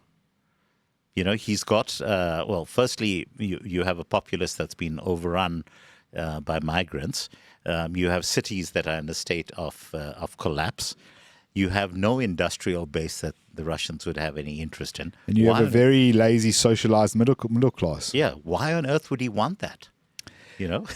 Yeah. It's not like you have any resources that he can take, because he's got all of the resources at his disposal already. I've always found the Putin wants to invade Europe argument to be quite puerile, but the robot stuff. So you would get a robot the minute Elon releases one. No, not the minute. Okay, so and again, there's going to be a tipping point, because you have to understand that right now, unless you have scale of production, the cost of actually acquiring a robot is not going to be feasible.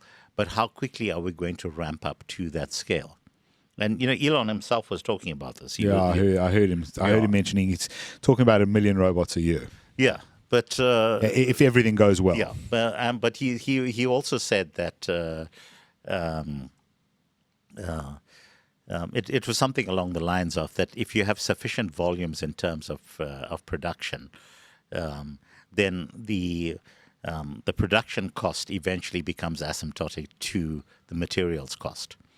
And what he means by that is that if, you know, as an example, if you were to build a single pencil, you know, to use the popular capitalist analogy, in order to get access to the raw materials, if it were all of those facilities were not already in place, you need to find a way of actually extracting the graphite, refining it sufficiently, getting hold of the wood, producing the machinery that's going to shape the wood into the appropriate shape, also to carve the graphite down thin enough, and it becomes a ridiculously expensive exercise to produce a pencil. However, if you're able to replicate that upon billions of pencils produced throughout the world every year, then it suddenly becomes economically feasible. So right now we're at the early stages in terms of robotics. And a lot of the mechanics around how robots are actually put together are still being developed. And, you know, interesting things in terms of robotics is that one of the reasons why robots are increasingly tending towards being humanoid in some shape is because we've pretty much designed the world for humans.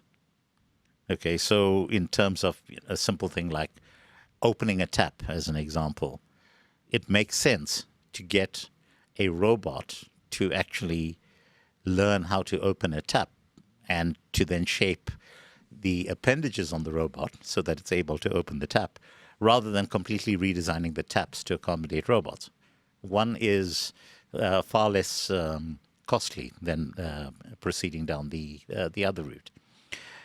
So, like I said, early days in terms of the robots. We'll eventually get to the point where the cost is going to drop down to, let's say, half the price of a car. All right, so we'd be talking roughly around about the 150,000 Rand mark, as an example. And that's the point at which I would say, yes, I will then look in terms of actually acquiring a robot. Of course, then by then 150,000 will be probably 1.5 million.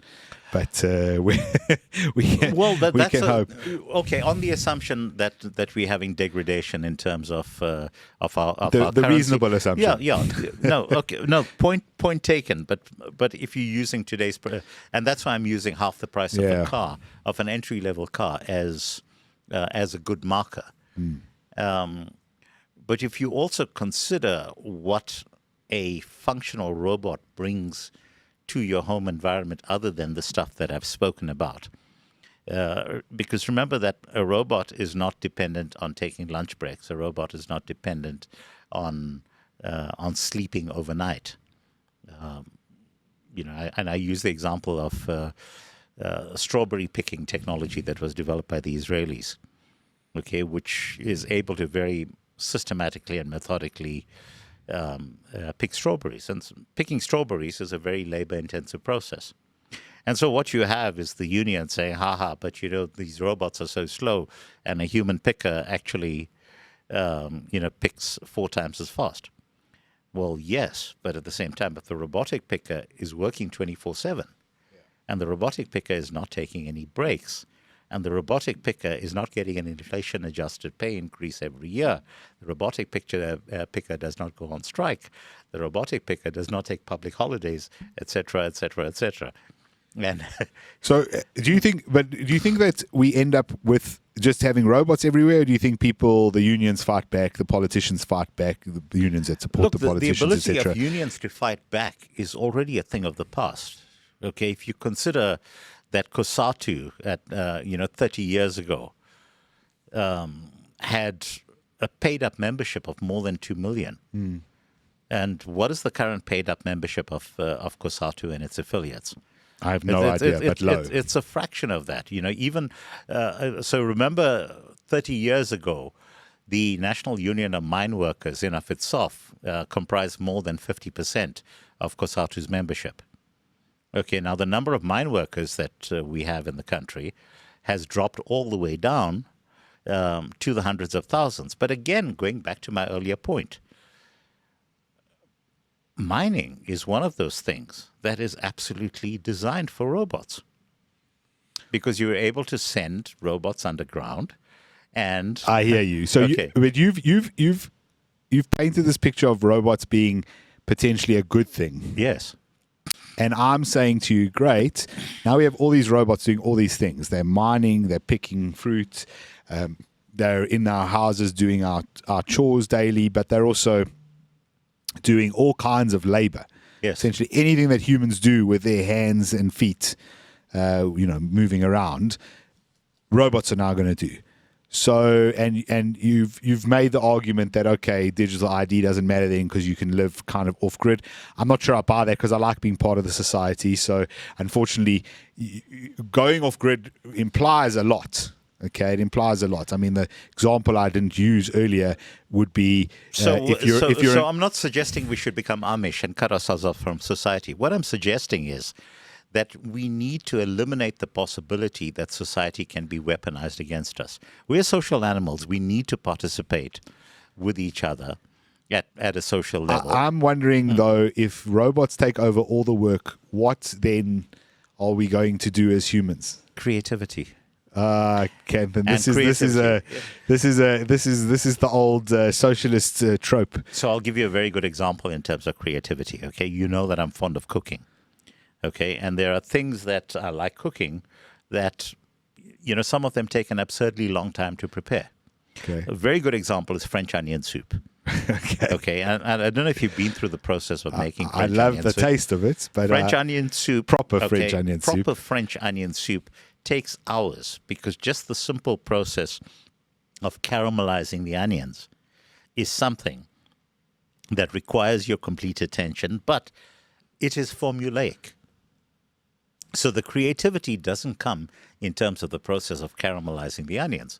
The creativity comes in terms of the combination of what you add after the onions have been caramelized and how you bring those together, the choice of bread and cheese that you choose to float on top of the onion soup thereafter. And I'm saying that if I have a robot that's able to take care of all of the grunt work, which is peeling the onions, very carefully quartering them, because the way in which you quarter onions for... I need to have some of this onion soup at some point, Kanthan. Sounds amazing. I have the recipe up on my website, and it's utterly delicious. But, I make it maybe once a year, just simply because of the fact that there's so much work that actually goes into it. And there are just so many dishes along those lines where, one would make it on a more regular basis, if not for the fact that these things need to be done. Beef Wellington, another great example. okay, to assemble a really good beef Wellington. So we're going to have more time. The robots will do the work. We'll do more beef Wellingtons and onion soup. We'd be able to have more beef Wellingtons and onion soup because the robots have taken care of all of the bits that come in between. And what happens to our economy in the meantime? People who don't actually work and therefore don't provide any value to the economy we've created, where we say someone needs to provide value in order to earn a salary. So if I'm off grid and I'm not paying taxes, who's going to be paying their 350 Rand a month or whatever it is they're currently getting? Well, no one, but I'm just wondering how you think that ends. I don't know. But what I'm saying is that, and look, no doubt there's going to be wars that are going to be fought over these things in the years to come. But interestingly, we now have the ability for the first time, based on the fact that there are multiple cultures, and, so I'm using cultures as in, defining the West as one culture, defining the Chinese model as one culture, the Indian model as one culture, the Russian model as one culture, and all of those are very different headspaces in terms of how their societies are run, but at the same time they're all going to have access to this technology simultaneously.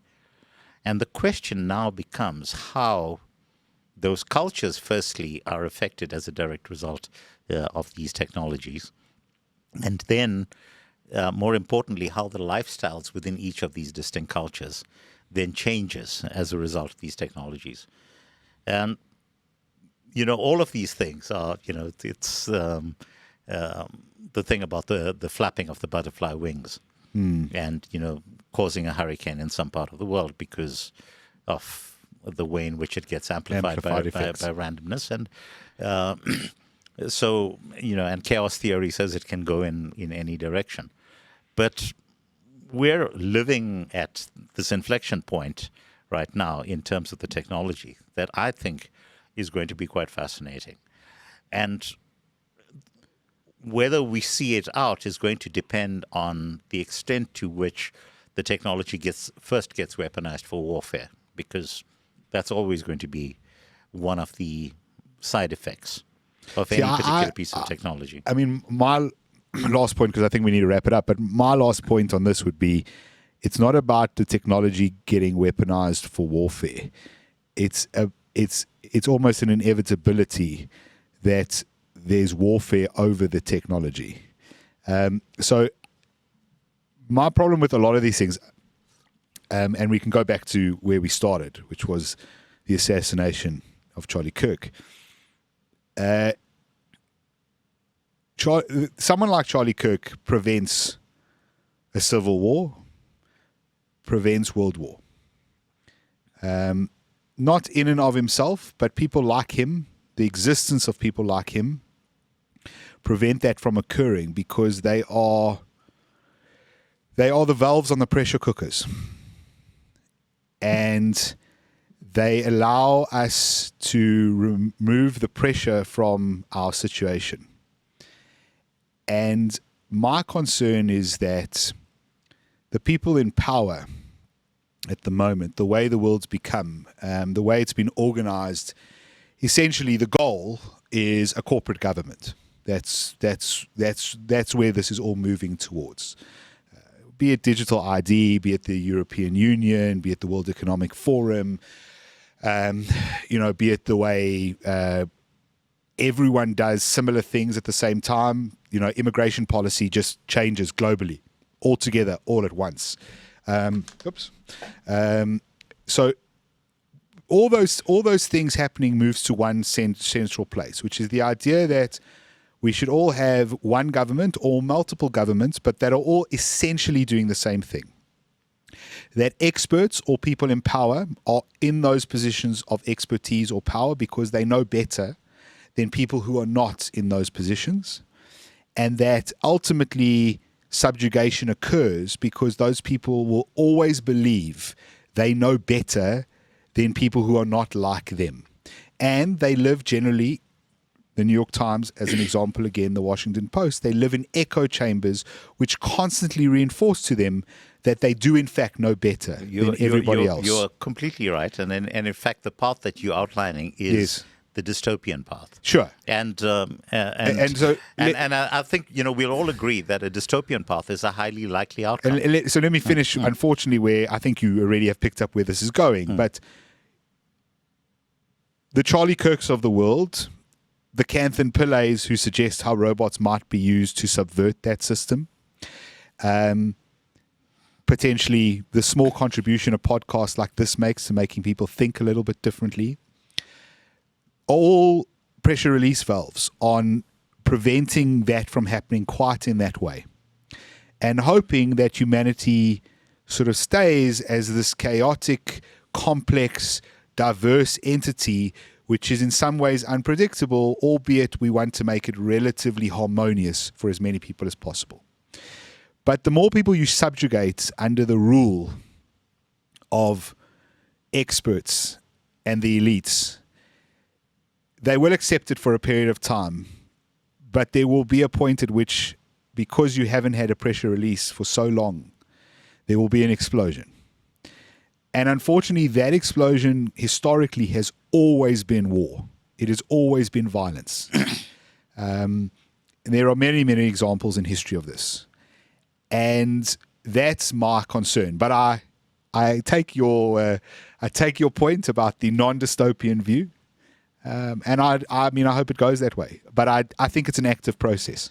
Look, I think to the point that you're making, ensuring that those pressure release valves are constantly being made available, I think is a crucial part of the process. And that's what freedom is, by the way. Yeah, that absolutely. And of course, the biggest wild card in this entire thing is the fact that the world's richest man right now is single-handedly obsessed with the idea of making our species multiplanetary. Yes, and he doesn't realize he's single-handedly obsessed with making us multi-species. Well, we can discuss that on our next podcast. It's an interesting point. I see where you're going with that, and we should pick that up.